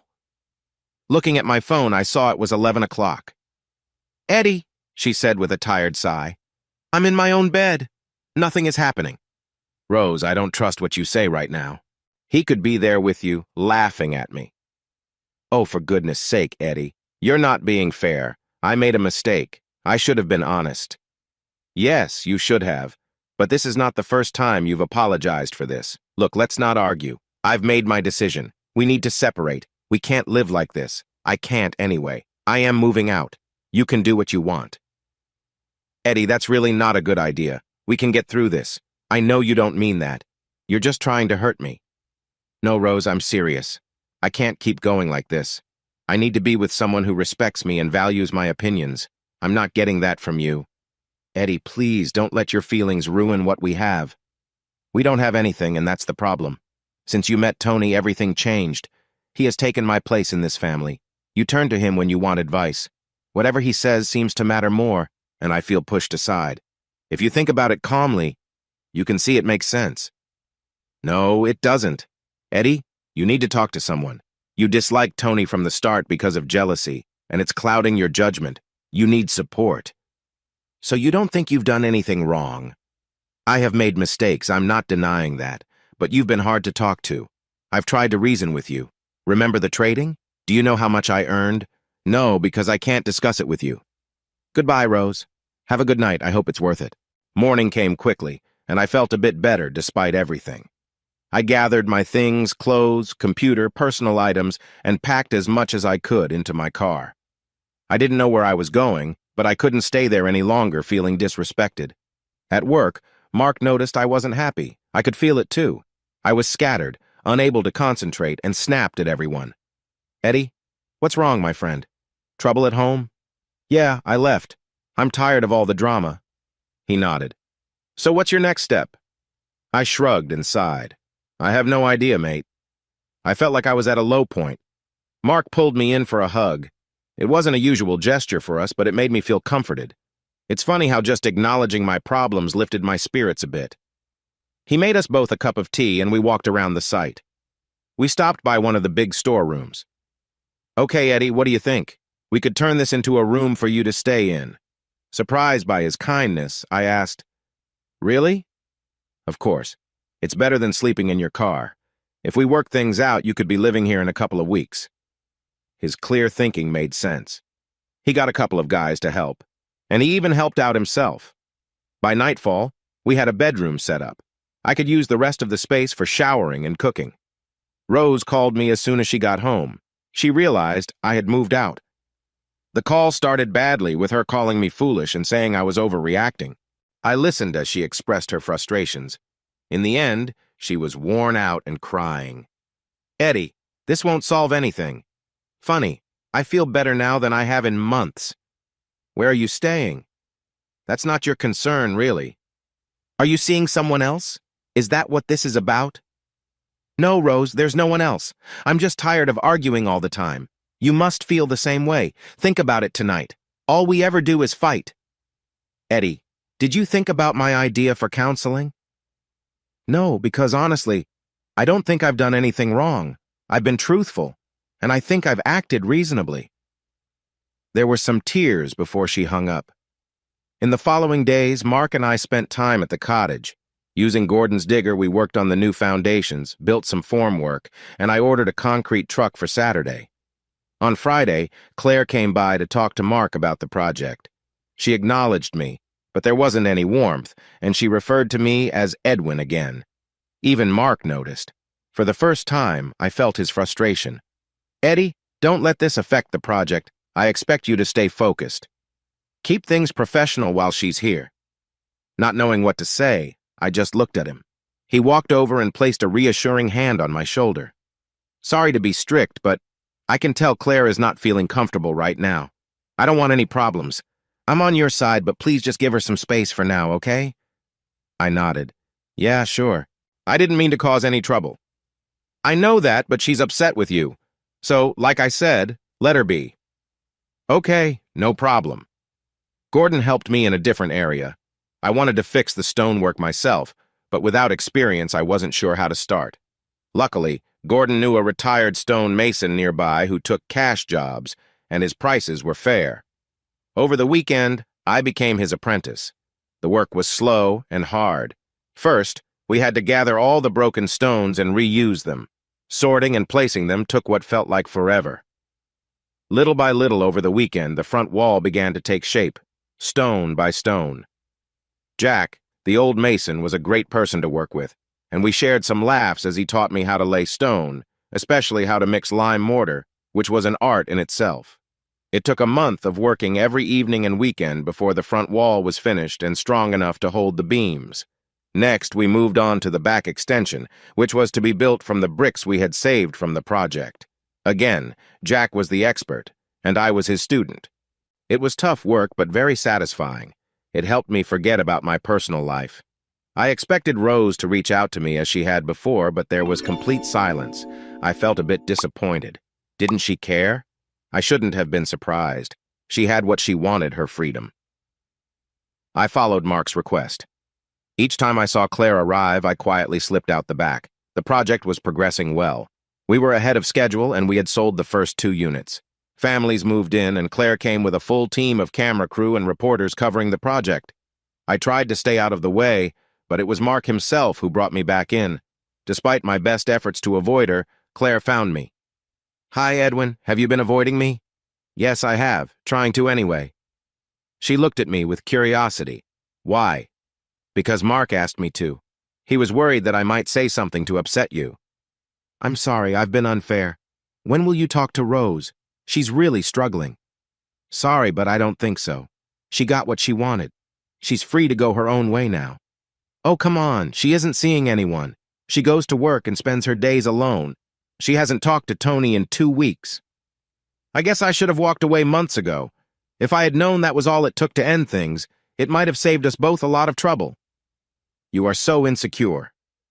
For a smart man, Edwin, you're being unreasonable. Claire, I can't just ignore her actions. You must see that the ongoing dishonesty was bound to lead to this. I agree that what she did was wrong. I asked her to be honest with you about her plans with Tony, but she refused. She didn't want me to tell you. I'm sorry for my part in that. I nodded and accepted her apology. Thank you for that. What could I have done differently? You could talk to her. This doesn't have to be the end. She made mistakes, just like you did. Wait a second. What mistakes did I make? You were too rigid. By being so, you made her feel nervous about sharing, so she stopped talking to you. She wanted to communicate, but was scared to do so. Why? I never hurt her or did anything wrong. No, but the tension between you made her see you as controlling. Your attempts to interfere with her friendship with Tony only made them closer. Your comments made her feel like you were trying to manage her choices. That's ridiculous. I never liked Tony from the start. I was cautious about his intentions. He was interested in her, and I knew he wouldn't give up easily. I could tell she was uncomfortable. Eddie, you're wrong. Yes, Tony liked her, but he always treated her well. He never crossed any lines. I have a different view. Why would you invite a co-worker to a social event like that? I never lied to you, Eddie. Tony was interested in Rose, and he hoped for more from that invitation. I met Rose before the gathering, and it was clear she had some feelings.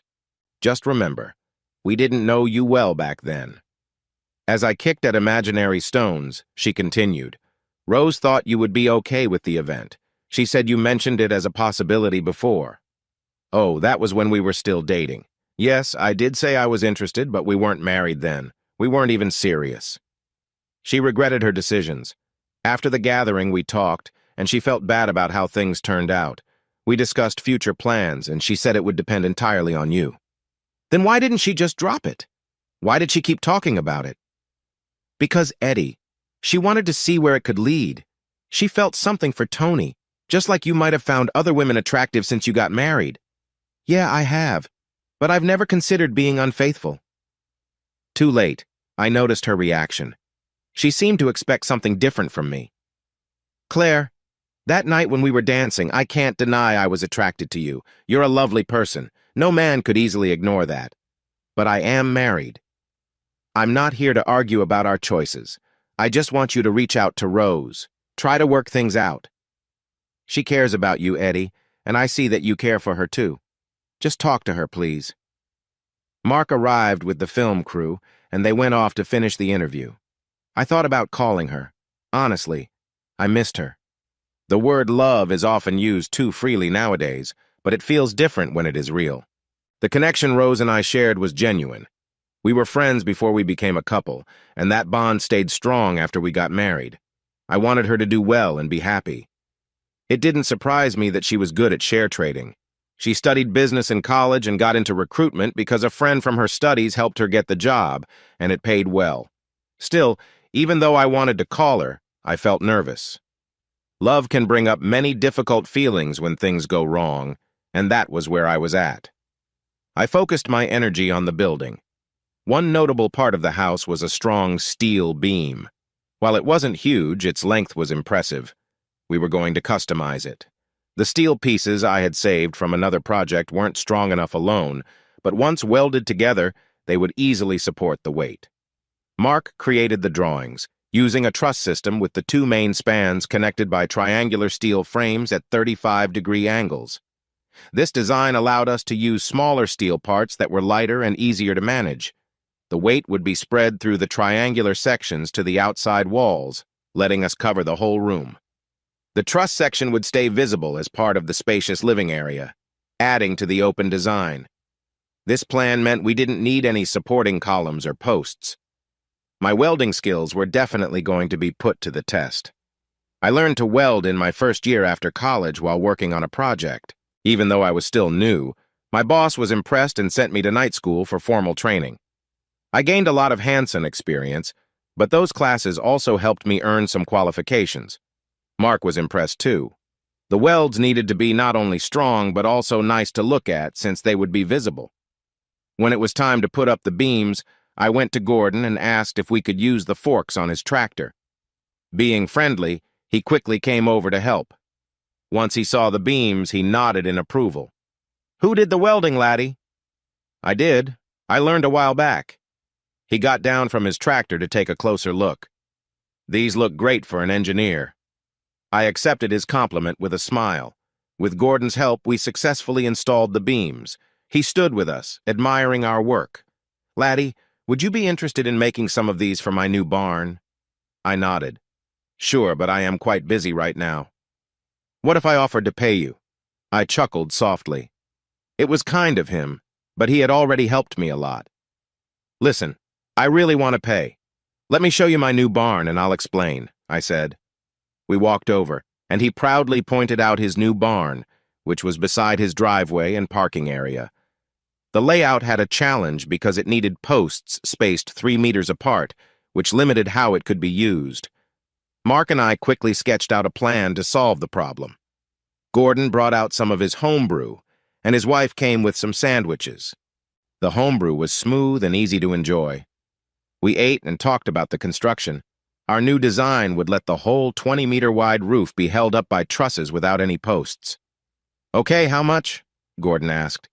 "You buy all the materials and I'll do the work for free," I offered. "No, that's not how it works. I appreciate your offer, but I want to pay," he insisted. Mark winked at me. "What if I get the steel and we build it together? It will cost you 10,000 pounds. Gordon reached out his hand and we shook on it. It meant I'd be away from my own house until I finished at Gordon's, but it would give me some extra money for my project. Gordon had old-fashioned ways. His wife made sure I was well-fed, and he was proud of his homebrew. We formed a strong friendship as we worked on the barn. When it was done, he was very proud. He wanted to celebrate with a traditional barn-raising party. In the week before the party, Claire spoke to me about it. "Eddie, do you remember a man named Gordon from our anniversary party? He is one of our neighbors."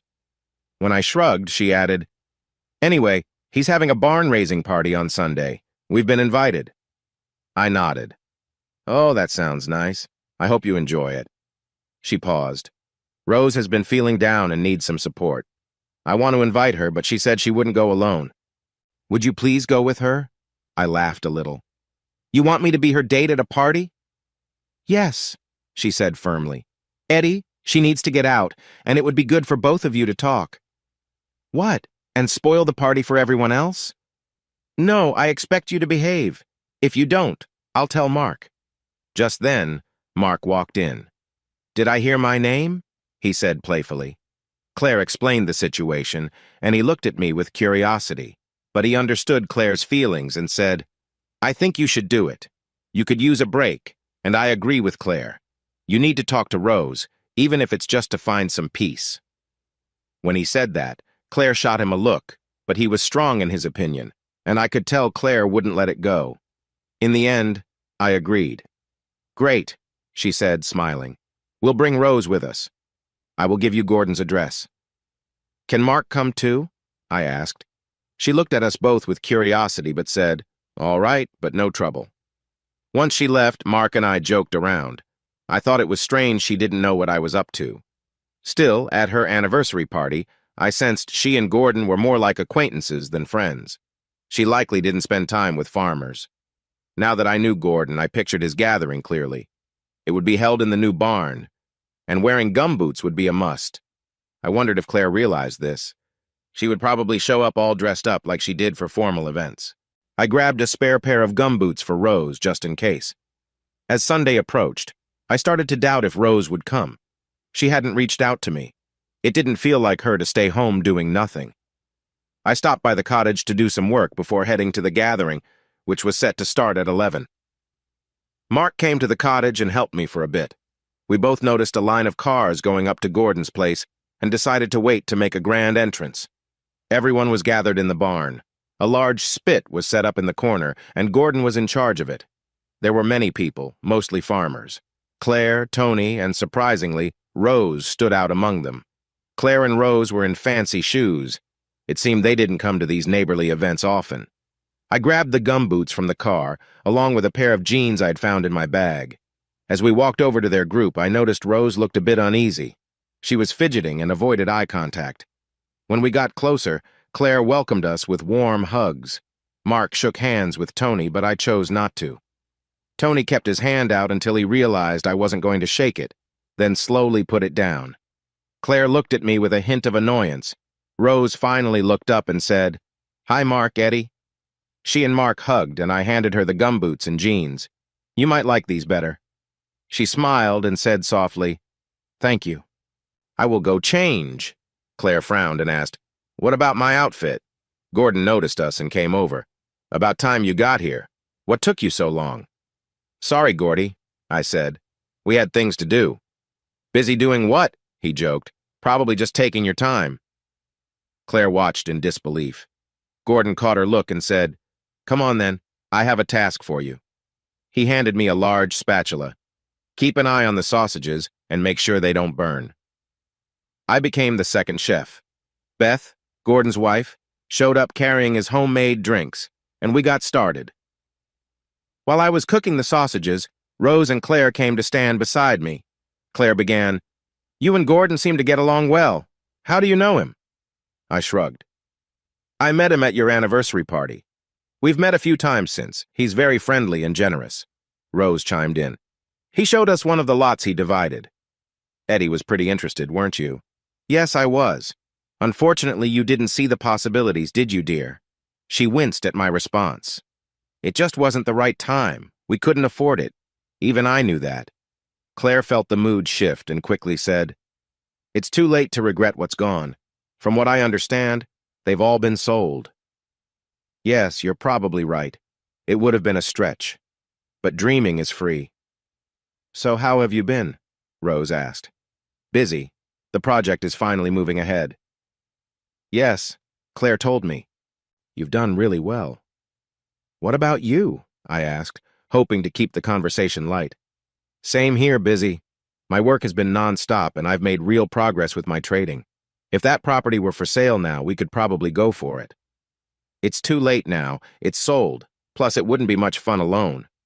She frowned, and Claire jumped in. "These sausages look delicious. When will they be ready?" "Not long now." Beth arrived with another drink for me. "Come on, Eddie, you don't want to upset Gordy. You'll end up sleeping in the spare room again." She moved away to get more drinks. Claire gave me a puzzled look before saying to Rose, "Come on, dear, let's find some wine." They walked off together. Gordy appeared next. "How's the food coming along, young one?" "Almost done." "Hey, Gordy, can I ask a favor?" "Sure thing, what do you need this time?" "Can you please not mention to Claire, Tony, or Rose that I bought the cottage?" Feeling a bit tipsy, he chuckled. "Oh, I wasn't going to tell them. Tony has been on my back since he arrived. Your secret is safe with me, but remember, Claire is sharp. If she suspects something, she'll dig for answers." "Thanks, mate." The food was served, and a local minister said a light-hearted blessing for the group. There was a lot of laughter, and Gordy kept the drinks coming. I realized I wouldn't be able to drive home. Throughout the day, Rose and I managed to talk privately. We both apologized for our past mistakes, even if I still felt I hadn't done anything wrong. Later, while I was helping with cleanup, she approached me. "Eddie, can we try again? I miss you, and I see now how I mishandled things. I never meant to hurt your feelings or disrespect you. I got caught up in my own concerns." "Rose, I would love to say yes, but I'm not sure. I've discovered some things about myself that I need to explore. I think some time apart would be good for us." "Are you seeing someone else? Is that why?" "No, Rose, it's more of an internal journey I'm on. What about you?" "No, of course not. I've been waiting to talk to you." An awkward silence settled between us until Rose sighed. "Is there no chance for us then?" "That's not what I said. I just think we need to figure out what we both want." You spending time with Tony really hurt me. It didn't feel like love. Eddie, I promise nothing happened. We had our own rooms and I was not worried. I hear you, Rose, but your lack of honesty about being there doesn't help me feel confident that you're being truthful. Babe, how can I earn your trust back? Just tell me and I'll do it. I don't know, Rose. If it was easy, I would have done it already. I still care about you, but I need to believe you feel the same. I do, love. I truly miss you a lot. Just then, Claire came over and asked Rose if she was ready to leave. While they talked, she looked at me. How are you getting home? I laughed lightly. I'm not sure. Mark left, so I was hoping to get a ride with him. You can ride with us if you want. Rose agreed. You can't drive. I nodded hesitantly. Yeah, okay. I don't want to spend another night on Gordy's sofa. Claire raised an eyebrow. We climbed into Tony's car. As we drove, I noticed he turned into my new cottage's driveway. What are you doing? I asked. Claire winked at me. We just want to check out what our new neighbors are up to. Rose chimed in. It looks pretty run down. It was a wreck when we saw it. Tony pulled up next to the cottage and we all sighed together. Claire broke the silence first. Wow, it looks amazing. Oh my God, Rose added. It looks beautiful. Look at the stonework. It seems brand new. Tony nodded. Last time I saw it, there wasn't a single wall standing. They all got out of the car and went to take a look. Rose stayed by the car. Aren't you coming to see? I shrugged and got out with them. They walked around the back and Rose was impressed by the new addition. We entered through the back, which would have big doors leading to a deck. We walked around and Rose spun around, her eyes wide with amazement. It's incredible, Eddie. Is this what you saw? I nodded. Yeah, something like this. I noticed Tony looking at the steel beam. This is similar to the one at Gordon's place, isn't it? Yes, with a few differences, I replied. As Rose continued to explore, she mused. I wonder where the kitchen will go. Do you think there will be an island? Claire joined her as they looked into the area designated for the kitchen. Yes, it would have to have one. Wow, a big pantry on that far wall. That would be amazing. Whoever is doing this has created a lovely space. I can picture it now, a big fireplace over there, nice and warm. It will be great, Rose said. Oh, more than great, Claire replied. More like fantastic. Rose sighed softly. Eddie, I wish I had your vision. If I had known we could have made this happen, it could have been ours. I nodded. Yeah, could have been is the right way to say it. She looked away, a bit ashamed. We walked back to the car, and Tony came over to my pile of building supplies. All secondhand materials. That must be why they got permission to build. We drove off, and Rose leaned closer to me, resting her head on my shoulder. I was surprised when Tony slowed down and turned into their driveway. Ready for a drink? Rose mumbled, Yes, please. I could use one. What about you, Eddie? The car stopped, and I said, No thanks. I'll take a taxi. Claire shot me a look. Come on, Eddie. We want you to come in. I was already booking a cab when Rose held my arm. Please, just for a little while. The last thing I wanted was to hang out with Tony, but since it was lightly raining, I went inside with them. Tony went straight to the bar and poured drinks for everyone. An awkward silence filled the space as we stood close together. Claire tried to break the ice. The project is going well, Eddie. You and Mark make a good team. I didn't think turning down Carter's offer was a good idea, but now I see you made the right choice. That made the silence even heavier. Tony chimed in. I don't agree. Just because you are making progress with Mark doesn't mean you couldn't have achieved much more with Carter. Imagine what you could have done working for Trimax. It could have even helped your finances. I responded quickly, I'm happy with my choice. It's a very fulfilling project. I shot a look at Tony and said firmly, There's more to life than money. This project is helping people, and I've learned a lot from Mark, especially about working with others. Claire nodded in agreement. Yes, he is a remarkable person. We are really lucky to have him. She smiled at me and added, He speaks highly of you too. He told me he wouldn't have come this far without your help. Just then, the cab honked outside and I said my goodbyes. Rose asked, Can I share the cab? Claire pleaded, No, please don't leave. Stay. I need to talk. She looked at me, thinking it over. Finally, she sighed. Okay, maybe just for a little longer. The girls walked to the front door to say goodbye, while Tony called out as I passed. What would have happened if she had come with me? I'm not sure. It felt like we were in a good place. Oh well, it wasn't meant to be. For the next month, I focused on finishing the roof and making the cottage safe from the rain. Standing in the living room and looking up at the tall ceilings made the space feel more open. The big stone fireplace, now complete, added a special touch to the area. I had found some large oak beams that I planned to use for the floorboards. The only issue was that I was running low on money. I had spent the extra funds from Gordon on electrical work and a new distribution board. Overall, I was tight on funds and using every bit I earned as the project neared completion. I knew Mark kept me on because of our friendship, not because he needed me. I had already prepared the lists of tasks and inspection reports needed for finishing. Mark had always hoped that this project's success would lead to more opportunities. There was no denying the success of our work. The units were being rented out and were in use. The only ones left empty were the ones still being finished. There was another old factory on the edge of town. Mark had sketches and plans for a similar project. The challenge was finding money to fund it. Claire had already promised to help, rallying her friends and other investors.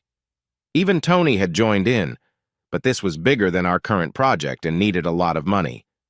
That was the challenge. Mark had asked the council for help, but they couldn't assist. The central government also offered no support. The plans were just sitting there as our current project got closer to finishing. It was time for me to start looking for a new job. The local jobs were mostly low-paying and better suited for recent graduates rather than experienced engineers. The only opening I found was from an old friend in Wales, who had another job available for engineers. The terms were good and meant I could save everything I earned. On a personal note, Rose and I started talking more. While it was nice, it also made me feel a bit sad. The house was not yet finished, and I knew I would have to leave. Life can be tough sometimes. As the project neared completion, Claire threw a big opening party. There were celebrities, politicians, and local leaders overall. It was a significant event.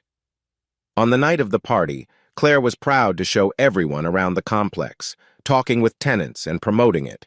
She had invited many famous people in hopes of gaining enough support for the new project. I had never seen so many important figures in one place before. Claire, acting as a matchmaker, also invited Rose. We had been in touch since Gordy's barn-raising event, and while our conversation had started slowly, we were at least talking regularly now. During the opening ceremony, we spent a lot of time chatting. In the past few weeks, we talked about the idea of going back home and trying to work through our issues.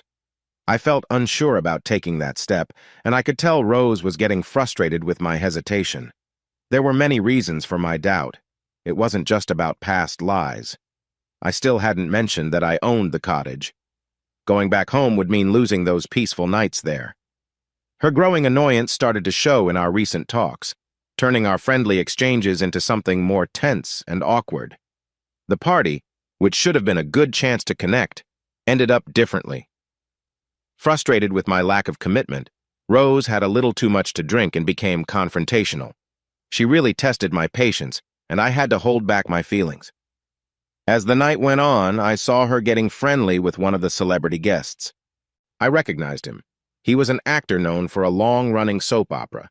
He seemed to take a liking to Rose and was very attentive to her. With a little too much to drink, she welcomed his attention. They leaned in close, laughing and having a good time, clearly trying to catch my eye. I noticed her glancing at me while she played with her hair and engaged with him, staying close on purpose. It felt like she was trying to provoke a reaction. I could see that clearly. Instead of feeling jealous, I was frustrated that she chose to play these games rather than talk things out like adults. The actor, unaware of our situation, seemed eager to impress Rose, who was either swept up in the moment or trying to get a rise out of me. Claire must have noticed the tension I was trying to hide. Sweetheart, don't take that seriously. She just wants to see how you'll react. She wants you to make a move. Yeah, well, I'm not interested in those kinds of games. She hugged me gently. She's been feeling frustrated. What she really wants is for you to come home. She wants to repair your relationship. You must feel that too, right? From what she told me, you two have been getting closer again. I do feel that. I really want to, but I'm still not sure. I wonder if we are truly ready. She's hurt me before. My dear, she knows this, which is why she's been so patient. But if you think there's even a small chance, now is the time to act. If you wait too long, it'll only lead to more confusion. You're sending her mixed signals, making her question what you want. If she doesn't see that you want the same things, she might start thinking about moving on. That thought took me by surprise. Well, if she feels that way, maybe it would be best. I really don't want to go through all this again. I was pulled away to answer some questions from politicians. Much later, I saw Rose again, and she seemed to have had a lot to drink. She came over and apologized, saying she had to leave because Martin was taking her out for dinner. Pushing my feelings aside, I said, "Enjoy your evening. I hope it goes well." Seeing my lack of interest, she smiled and tried to seem confident. "Oh, it's not about luck." "Good for you. Have a nice evening." She reached for my arm. "Eddie, don't be like this. It doesn't have to be this way. We could leave together." Her voice was a bit shaky. "What? And let your friend down? You clearly like his company more than mine." I walked away to tell Mark I was leaving. I almost got to my car when Claire caught up to me, calling out as she hurried behind. "Eddie, stop!" I waited for her to catch up. "Eddie, what are you doing? I'm leaving before I make things worse. Don't be so quick to decide. That little scene in there was for you. She was trying to get a reaction. Claire, if she wants to fix our marriage, that's all she needs to say. No need for games." "Oh, Eddie. She has tried to reach out to you many times. You keep pushing her away." "Claire, I just don't know if we are ready. If we get back together now, I worry we will end up in the same place, and her behavior just proves that. She seems to think it's okay to act the way she does, or maybe she still wants that unconventional setup." I got into my car and closed the door hard. If that's what she wants, let her be with that person. In my rearview mirror, I saw her watching as I pulled into traffic. "What's wrong with me?" I groaned, feeling overwhelmed. How did it come to this? Now that I was at the cottage, I could work late into the night. I worked longer than ever as I put in some insulation and plasterboard in what was planned to be the main bedroom. I paced around, restless. Looking at all the unfinished work only grew my frustration. Out of money and ideas, each incomplete task felt like a reflection of my life. I did what every engineer does. I made a list and then sat down with my head in my hands. The urge to cry was strong. There was no way I could finish it all. The next day, I called Wales and accepted the job. I would start in 2 weeks. At least that gave me some time to get everything ready. Time flew by. Most nights, I stayed over at Gordy's place, enjoying homemade drinks and sharing jokes. He was quite a character. Rose seemed to go quiet again. Suddenly, we had no contact, and Claire was the one to keep me in the loop. Apparently, Rose and her new partner were together. Claire was very apologetic, but mentioned that if I had talked to her earlier, things might have gone differently. The job in Wales turned out to be quite good and helped take my mind off things. The money began to add up in my account, and by the end of the second month, I had saved enough for the windows and doors. Knowing it would take some time to arrive, I placed the order. Gordy said he would keep them for me if they came before I returned. He also had some news. He saw Rose with someone at my cottage, and they asked about who owned it because they wanted to buy it. I was surprised to hear she was interested in a place she had not seemed to want when I first showed it to her. I could not imagine selling it. I would rather keep it than lose it. A couple of weeks later, I got a call from Gordy. "I have a real estate agent contacting me. They want to make an offer on the property. What should I say?" "Just tell them I'm not interested. This is serious. They are offering real money. The person with Rose is eager to secure it. They even brought in a realtor who is trying to contact you. She asked for your phone number, and I said I would check with you first."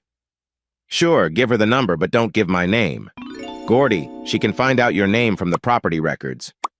"No, they are registered to my company." "You have a company?" "I do. I haven't used it for anything except getting a mortgage, but yes, I am registered."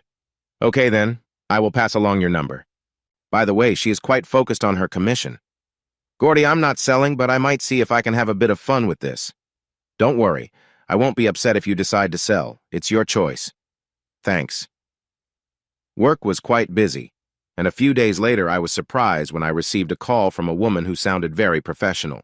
"Good morning, Gordon Jenkins gave me your number. My name is Rosalind Pike, and I'm calling about a property you own." "Yes, He mentioned you might call. How can I help you? I have a client who is interested in buying your property. I see. You are aware it's not for sale, right? I know that, but a friend of mine suggested you might be having some financial troubles. She thought this could be a good chance for you. I chuckled, trying to keep things light. I'm not sure where this information is coming from, but my finances are just fine. Then why is the place all boarded up? Because I had to leave for work. I don't mean to be pushy, but it seems like you have no plans to finish the house soon. I'm a busy man, Miss Pike. That's right, she corrected me. Okay, Miss Pike, let me put it this way. Everything has a price. Make me an offer I can't refuse. Sure. Her voice perked up, sensing a deal might be possible. I know you paid about £75,000 nearly a year ago. You've made some changes, so my client has asked me to offer £145,000. What do you think?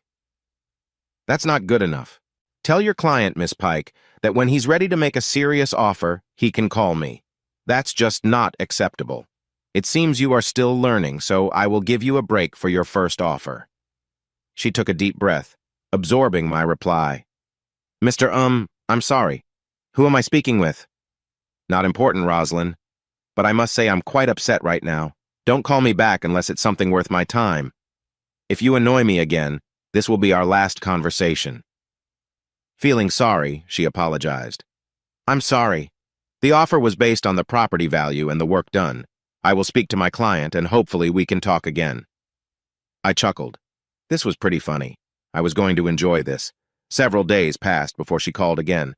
Good morning, it's Rosalind Pike. Can we speak? Yes, I have a few minutes. Great. My client has thought again about your property. He is ready to make a much better offer, but it comes with conditions.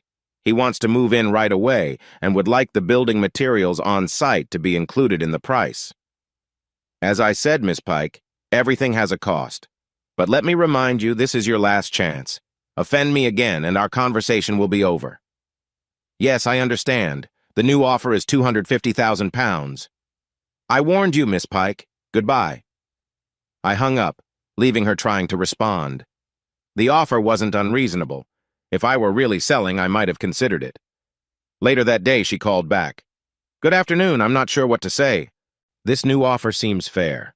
Let's be honest. How much do you want? Miss Pike, I told you. I'm not going to do your work for you.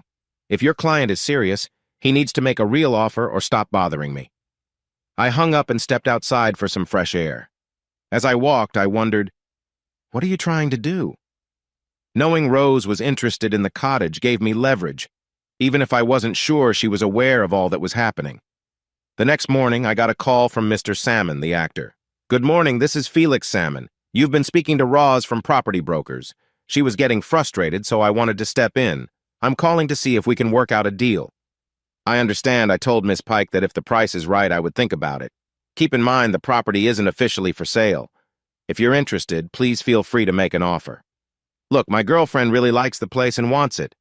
Just tell me the price, and we can go ahead. It doesn't work like that, Felix. I told Miss Pike the same thing.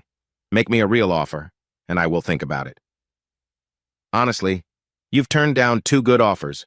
Please let me know how much you want. Felix, you are a slow learner. Make me a reasonable offer, or we can stop discussing this. I hung up and put my phone away.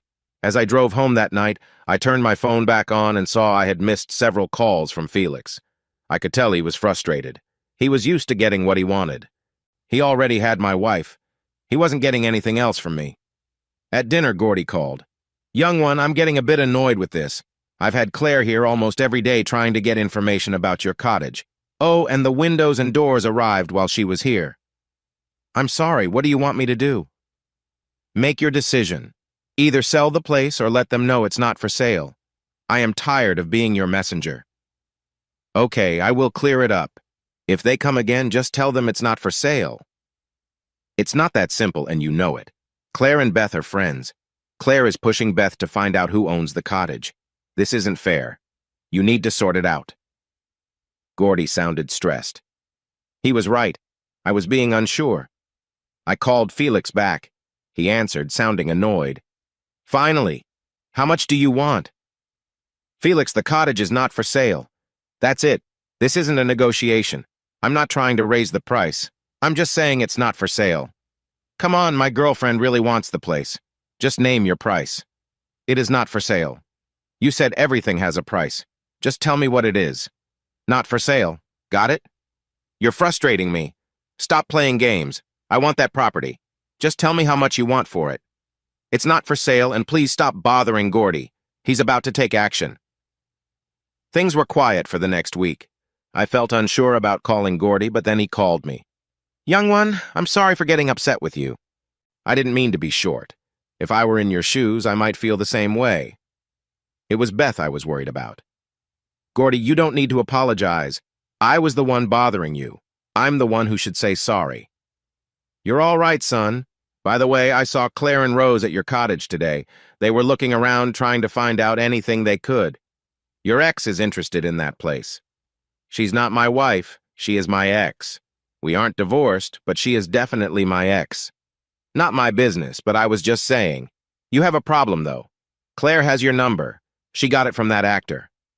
I think she wants to act as the go-between. How is Beth? Oh, she's fine. She told Claire where she stands. They might be friends, but they're not that close, and Beth is smart enough to see when someone is trying to use her. Give her a hug for me, friend. Tell her I'm sorry. A few days later, Claire did call. I already had her number saved, so when I saw it, I let it go to voicemail. She left several messages over the next few days. I let it go on until I felt I had to respond. I sent her a text. The house is not for sale. Please stop contacting me. She tried to call, but I didn't answer. She called many times throughout the month. It was always at strange hours. I think she was hoping to catch me off guard. After my time in Cardiff ended and my bank account looked better, I went back home. Gordy was there with some home-brewed drinks, and Beth brought out some stew. It was a beautiful summer evening, and we sat by the barn having a good time. What's your plan, buddy? I've saved enough to finish the cottage.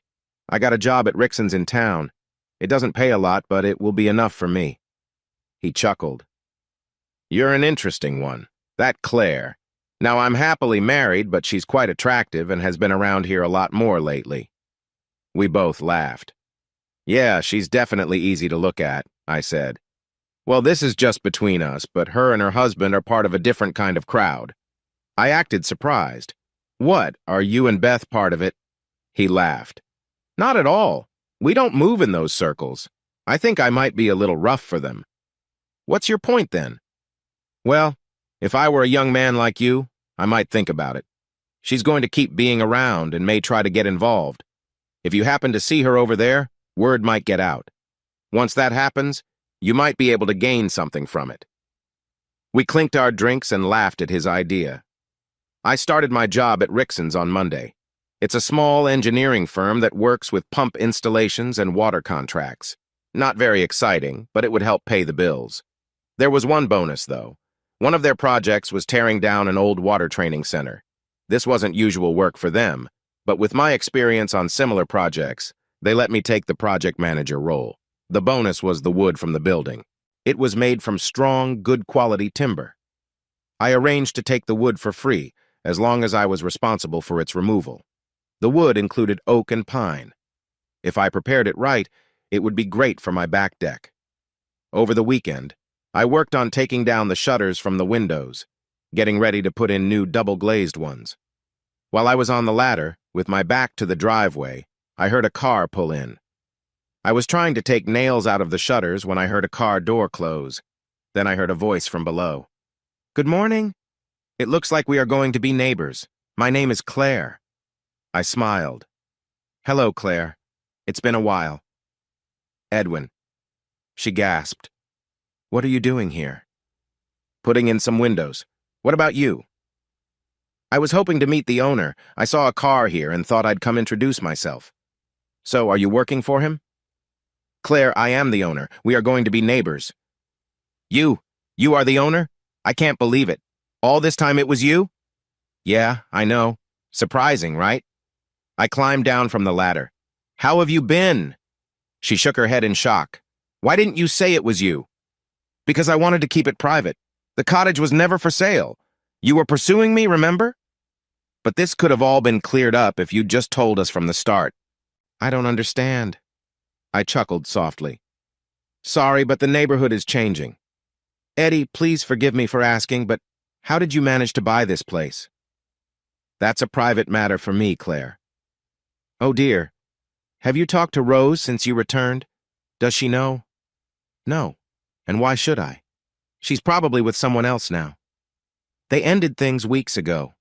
She wasn't serious about him. It was just a phase. Seems pretty serious to me. They wanted to buy the cottage together and move in. That was Felix trying to impress her. I heard that she really liked this place and wanted to buy it for herself. When Felix learned that, he tried to catch her attention. I guess they were living together then? No, not at all. Claire still lives in your old home. Felix was really interested in her, but Rose was just feeling lonely. That's not how I remember it, but fine. Eddie, on that first day, she wanted you to realize your feelings. She wanted you to move back in. If you had, none of this would have happened. Let's not go back to that, Claire. She made her choice. It wasn't me. It hadn't been for a long time. First, she moved on to Tony, and then to Felix. I could see the worry on her face. She wanted to say something, but couldn't find the right words. So what are you doing here? Are you actually going to finish this work? Yeah, that's my plan. Where are you staying? I'm going to move into a room here. For what it's worth, Eddie, I am sorry for how things turned out. It was never Tony's or my intention to hurt anyone. No harm done, Claire. I'm just glad I found out about the real Rose before we had kids. It would have been complicated then. What do you mean by that? Rose showed her true feelings. She never told me that she wanted a different kind of relationship. It was apparently something she always wanted. You just found it in her. Eddie, dear, she never did anything with Tony. Not once. Felix was just because she felt lonely. If you had talked to her more, that wouldn't have happened. Talked more? Are you saying it's my fault? Yes, I really am. You made her wait for a long time. She was upset. She asked you to try and fix your marriage. How could I trust her? She left with Tony. Who knows what really happened? We only know what they tell us. He could easily be lying. Eddie, he doesn't need to lie to me. We talk about these things.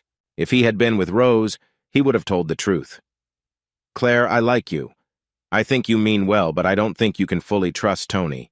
I get that you want to defend him, but I see it differently. I'm tired of explaining this, she said, frustrated. Your worries are unfounded. Friends can exist without hidden motives. Women can have male friends, and that's all they were. Tony likes to help young people who want to start businesses. He even offered Rose a chance to join him. If she hadn't hinted at something else, I would agree. But she insisted on going to that party even when I said no. It felt like she was looking for more. Sweetheart, those gatherings are for sharing experiences. No one is forced to do anything. It's a mutual decision. Both partners should enjoy it. You could have joined too. But I didn't want to. And Rose was really upset when I said no. It seemed like she was more interested in what she wanted. I felt like I was just there out of obligation. I give up. You don't understand. Rose and I talked a lot, both before and after. She was only interested if you were. You are so closed-minded you just can't see it. She looked at me with concern.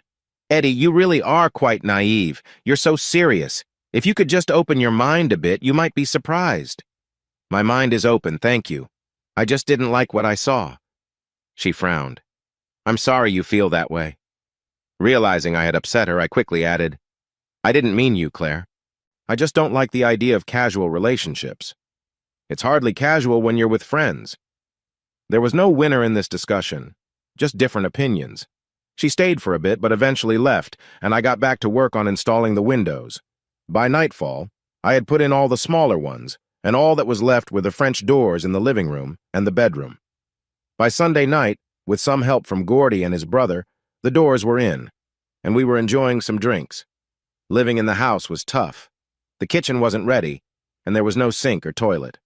Once again, Gordy came to my rescue. I was surprised when he showed up Monday night with a caravan. He parked beside the house.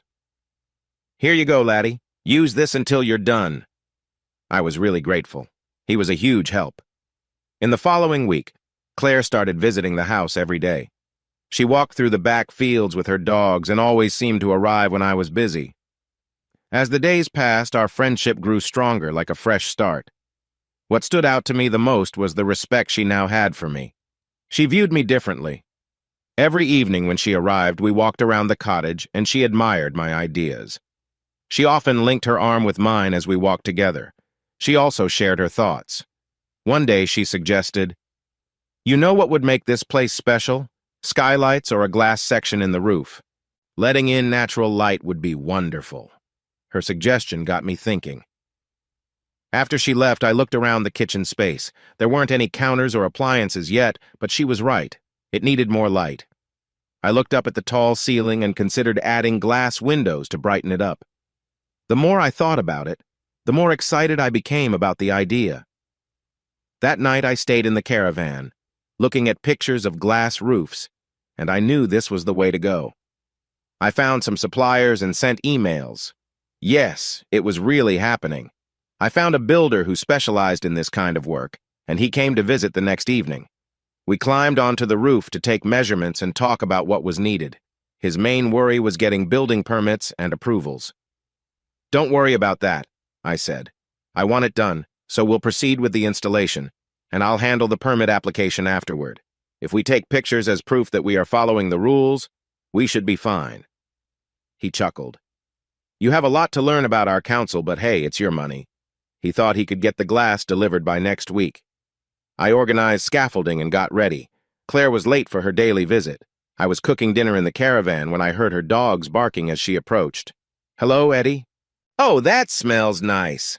I laughed. "It's just baked beans on toast." She laughed. "I haven't had baked beans since I was modeling and lived with some friends." She peeked over the pot and took a deep breath. Then she looked up at me. "Is there enough for two?" I chuckled. "You eating baked beans?" "Really?" With big, hopeful eyes, she asked softly, "Please?" "All right then, if you want," I said. I opened another tin of beans and added them to the pot, shredded some more cheese, and put more slices of bread in the toaster. She tucked her knees under her as she sat on the bed. "How's the cottage coming along?" "Not much done today. I got home late." She nodded. "Yeah, today was tough. I had to take Tony to the airport.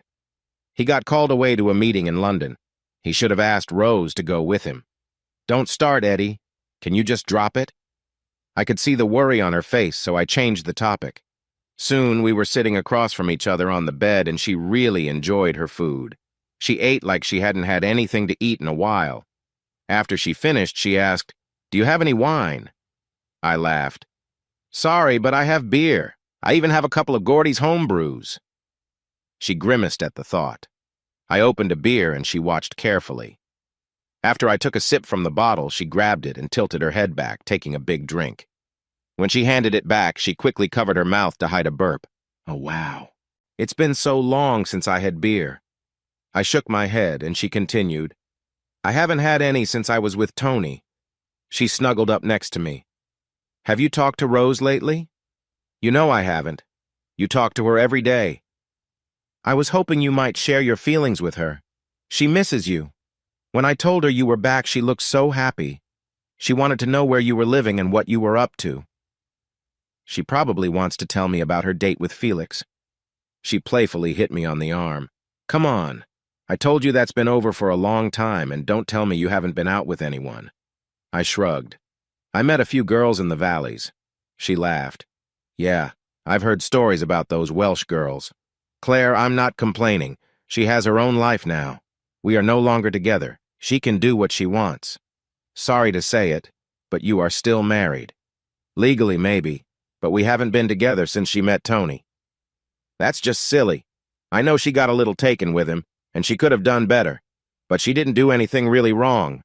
Apart from that dance and some light flirting that night, there was nothing serious." "Claire, even if I accepted that, which I don't, it was the feelings they shared. They went out together. She talked to him about things she never discussed with me." I could see her frustration growing. "Eddie, I wanted to invite her here. She loves this cottage. I haven't told her it's yours. She doesn't know any of this." "Well, that's good. I want to keep it that way." "It's not fair. I hate lying to her. She is my best friend and she still cares for you." "Yeah, right. 2 bottles of beer later, Rose and the dogs headed out of the driveway. I noticed with some amusement that she was walking a bit unsteadily. Wow, 2 beers, what a lightweight. The next evening she came back again, this time carrying a bag. I was cooking sausages and eggs in the pan when she walked in. She leaned over the stove and took a deep breath. "Oh, wow, Eddie, this smells amazing." "What?" I said with a smile. "It takes me back to some happy memories." She looked up and gave me a quick kiss on the cheek. "Is there enough for 2?" I opened the small fridge, took out a couple more sausages, and added them to the pan. As I did that, she opened the fridge and put in a few bottles of wine, some cheese, and pulled out 2 wine glasses. "For dinner," she said softly. Claire visiting my caravan became a nice habit while Tony was away. Even when he came back, she still came by for a glass of wine and to chat. I actually looked forward to her visits each night. She was slowly becoming a special part of my life. Her scent filled my caravan and stayed in my bedding. She always made herself comfortable on my bed, spreading out and taking up the whole space. At night, I could feel her presence in the sheets and pillows, sparking dreams and making me imagine the joy of having her around. The cottage was coming along nicely. I spent a long day with a new builder friend putting in new windows above the kitchen. The difference was incredible. The room was full of light, and at night, I could see the stars and the moon through the glass ceiling. Next up was the cabinets. I had never built anything this detailed before. My wish to do it myself wasn't just about saving money. It was about making the space truly mine, a reflection of who I am. I spent hours watching videos online to prepare. I bought a new table saw since my old one was not good enough for what I wanted to do. The leftover wood from the floor was just right for framing. I wanted to finish it quickly, so I took a week off work, adding the weekend for more time. Having never done this before, it was surprisingly relaxing and energizing. I found some plans online that matched my space, so I got started. The air was filled with sawdust as I worked. I was amazed at how well it all turned out, and I was proud of my ability to create something detailed and polished. I had intended to use thick oak slabs for the countertops, but when I stepped back and looked at the kitchen, I knew it wouldn't work. Too much wood. With wooden cabinets, it would be overwhelming. I decided it needed a stone finish instead. When I saw the prices, it shocked me. It would max out my credit card, but I chose quartz for the island encounters. Once it was done, it looked amazing. Claire was starting to feel anxious. It had been a month since I last let her see inside. I wanted everything to be perfect before she came by. I felt really proud of what I had done, and seeing it all finished, even without the final touches, made me happy. Our relationship had gotten a bit tense. She wanted to bring Rose over to see my work, and I didn't want that. She kept encouraging me to talk to Rose, but I just wasn't ready for it. However, she was persistent. Every night when she visited, she somehow brought up Rose. One warm evening, I had cooked some chicken and made a salad when Claire showed up. I was sitting in my camp chair, enjoying my meal as the sun set and filled the place with a nice glow. Claire settled into the other chair and poured herself a glass of the wine I had ready for her. We started our usual chat about the cottage and my projects. As we talked, I asked her what she had been up to. "Well, there was a welcome event at Tony's office today. They have a new employee." I raised my eyebrows. "Sounds interesting."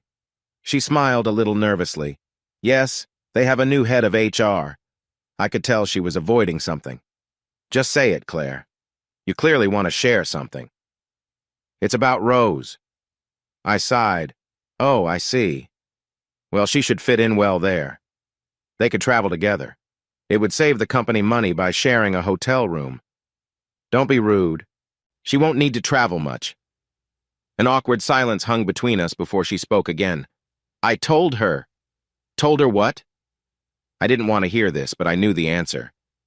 "Eddie, I had to. Every day she asks me about you. What you're doing, where you're staying, it's not fair. She basically questions me every day. So yes, I told her." I was annoyed, but it didn't really matter, did it? Why should I care if she knew? It might hurt her more, but whatever. "What did she say?" "She was shocked at first. Then she got angry that you hadn't been honest with her. She was upset that when you found out she wanted to buy, you didn't say anything." "Oh well, too bad." She glared at me, clearly upset. Don't brush it off. That's not like you. Okay, but what do you expect me to say? She chose that guy Felix. We were talking, and I thought maybe we could work things out. But then at that party, she left with him. Eddie, she was lonely. She tried to reach out to you. You can't keep pushing someone away and think they'll just keep coming back. It doesn't matter, Claire. It's over. We've both moved on. Have you really? She asked firmly. Her tone was more intense than I had ever heard. I'm sorry, but that's not true. I see the hurt in your eyes, just like I see it in hers. Every time we chat, she always asks about you. Have you heard from Eddie? She took my plate and nibbled at my salad. Wow, Eddie, this is really good. I laughed a little. Want some? I made enough for two. No, this is enough for me, thanks. I stood up and went inside to get another plate for myself. When I sat back down, she asked, "Can I show her around?" I felt like this was going to happen no matter what I said. All right, but give me another week. Why? Because I need to get ready and finish some things first. The thought of her being here kept me motivated. I worked late for a few days. One evening after the sun had gone down, I was tired, having had only a light meal. I was on the bed with a drink, nearly asleep, when I heard the dogs barking. The caravan door burst open and Claire came in looking upset. She grabbed a glass, poured some wine from the fridge, and sat on the bed beside me. Make some room. I moved over. She leaned her head on my shoulder. She shifted closer to me. I tightened my hold on her shoulder. What's wrong? She didn't answer at first. Instead, she took my hand and pulled it across her. Just hold me. I held her tightly. Come on, tell me. Oh, it's nothing. Tony is just being difficult. What did he do? She turned her head toward me, just inches apart. He can be a hassle sometimes, nothing serious. She leaned against my side. Thank you, she whispered.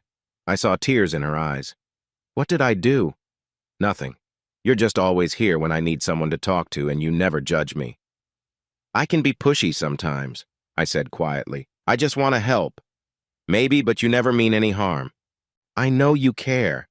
Really, Claire, what's happening? I think he's cheating on me. Rose? She sat up quickly, looking confused. No, why would you say that? Sorry, it's just that she started there recently. No, Rose told me she thought so. She settled back into my arms, and I held her close. I'm sorry. I really am. Tears fell on my shirt, and I felt the wetness as she sniffled. Sorry, Eddie. I've always felt something between us. There's a closeness, a connection. I know you feel it too. I nodded softly. Yes, I do. I always have. She lay there against me. Why did you walk away that first night? Claire, you're a remarkable woman. I wanted you more than anything, but it didn't feel right. She chuckled softly. Then why? I don't know, it just seemed wrong. I was married, and I loved my wife. You're also married. Call me old-fashioned, but I wasn't ready for that. But you found me attractive? Yes, you're captivating, but more than that. You have a wonderful spirit. You're right. We share much more than I can explain. I leaned back and took a sip of my drink. She leaned over and poured more into my glass. We settled against the wall of the caravan. What should I do, Eddie? What if he is? I don't know. If it were me, I would want to know for sure, not just guess. So I should just ask him? I nodded. Yes. Can he lie to you? Shaking her head, she said, No, he can't lie to me. I know him too well. I'm just scared. I thought you two had an agreement. You're allowed to explore, right? There are no consequences. We do, but this feels different. It feels like he's doing it behind my back. If he told you he met someone and wanted to be with them, then yes, I would understand that. But he hasn't said anything to you. No, he's being vague. Tonight he got home and said he was going out. Didn't say where or why. He just left. She finished off the bottle of wine, and I finished my beer. The dogs barked outside, missing their owner, so I opened the door to let them in. I got another bottle of wine and a couple of beers. We settled back down, had a couple of drinks, and soon found ourselves comfortably close. She fell asleep with her head resting on my arm, and we relaxed together. I lay back, pulled the blanket over us, and tried not to move. Her warmth and the closeness felt comforting. It's hard to sleep late in the caravan. The morning light always streams in. That morning was no different. The bright sunlight filled the bed, making it hard to ignore. When I opened my eyes, she was waking up too. Hoping to lighten the mood, I jumped up. "Move over a bit. I need to use the bathroom, and by the way they're whining, the dogs do too." I climbed over her and went outside. The dogs raced ahead of me. When I came back in, Claire was lying on her side, watching me with her head resting on her hand. I saw some old sausages in the fridge and threw them out for the dogs. Instead of going back to bed, I decided to make breakfast. I put some bread in the toaster, grabbed a pan, and started to cook some bacon. She watched as the caravan filled with the smell of bacon and toast. I added some eggs, and Claire sighed. "Wow, Eddie, are you trying to spoil me?" "Just trying to make you happy," I chuckled. We moved outside, and the sun was shining brightly on my wooden crate used as a table. I served the food and made us a cup of tea. We ate in silence. "Thanks for last night, Eddie. Most people would have taken advantage." "In that case, most people are foolish." "Claire, as much as I would have liked to, it just wasn't the right time. When it happens, it has to feel right and be for good reasons." She laughed lightly. "I was a bit tipsy, wasn't I?" "You definitely were." "Oh, that sounds nice. Tony doesn't call me that anymore. He's missing out because you are truly wonderful." As we finished, she asked, "Should I do the dishes?" "No, I can handle it." "What should I do then, Eddie?" "Talk to him. Give him a chance. There might be an honest reason for his actions." She frowned. "I hope so." "Will you be okay, or do you want me to come with you?" She chuckled softly, searching for words. "You, with me? Oh yes, that would help." I smiled. "I just want to make sure you're safe." "What will you tell him about last night?" "I'll say we had a special night, and you are the best partner I've ever had." Now it was my turn to be surprised. She giggled. "Relax. I'll tell him the truth." I nodded with a smile. "That's a good start." She gave me a quick kiss and wrapped her arms around my neck. I felt a warm rush as she stepped back. I felt a little sad when she pulled away, trying to regain my composure. "Wow, can we have another night like that?" "I can do better." "Careful now," she teased as she picked up her bag and called for the dogs. I stood breathless, watching her walk up the driveway. I cleaned up the dishes to do later and started laying tiles in the bathroom. This was a skill I had hardly learned. Most of my knowledge came from YouTube. The floor tiles went down easily and were glossy white, making the room feel bigger. I was still looking for the final piece for the bathroom. I wanted a big freestanding clawfoot tub. Rose loved to soak in the tub, and I wanted this to be special. The bathroom looked out into a little courtyard, with a large window that let in both light and a view. This room had overhead windows. The whole area felt open. All I needed to finish it off was a bath. I couldn't afford a new one. I wanted a used one, but they were hard to find. That night, Gordy came over with some of his new home brews, and we sat to enjoy a beautiful sunset. I told him about my search, and he laughed. With a mischievous look, he said, "Have you ever walked to the back of your property?" I frowned. "No, I haven't. I've been too busy." "Why do you ask?" "When you get a chance, take a stroll along the path by the creek." "What's up there?" "You'll find out." He left soon after, and I decided to take a walk. The trail to the back of the property rose gently, with a small creek running along the fence. With a beer in hand, I followed the path. About halfway up, lying on its side, was a big old clawfoot bath. It was pretty dirty, with most of the shiny surface chipped away, but it was strong and heavy. I learned that as I tried to roll it out of the thick weeds around it. I chuckled as I walked back. The old fellow had known all along. Now I needed to find a way to get it out and taken to a workshop to clean it up. In the morning, I was woken up by the sound of Gordy on his tractor. Outside my caravan, he honked the horn. "Rise and shine, you sleepyhead." I dragged myself out and gave him a playful growl. "What are you doing?" he asked. "If you want that bath, get up there," he said. I put on my rubber boots and followed him up the trail. Together, we managed to lift it onto the back of the tractor and headed back to the cottage. After a few hours of hard work, It looked fantastic. Now I needed to get it redone. After some research, I found a place that did car painting and also refinished baths. By Tuesday, I had what looked like a brand new bath sitting in a nice spot. I was worried. Claire had been gone for a while, and while I wanted to make sure she was okay, I also didn't want to bother her. I thought about sending a text, but I knew she wouldn't see it. I pulled out my phone, leaned back in my trusty camp chair with a drink in hand. I typed a short message, and just as I was about to send it, a car rushed up my driveway. Claire's Mercedes came to a sudden stop, kicking up gravel and dirt. I watched as she leaned forward, resting her head on her hands on the steering wheel. She sat there without moving. Concerned, I hurried over. I opened the door and asked, "Claire, are you okay?" The nerve of him. He was deceitful the whole time. Our whole marriage was a lie, she said.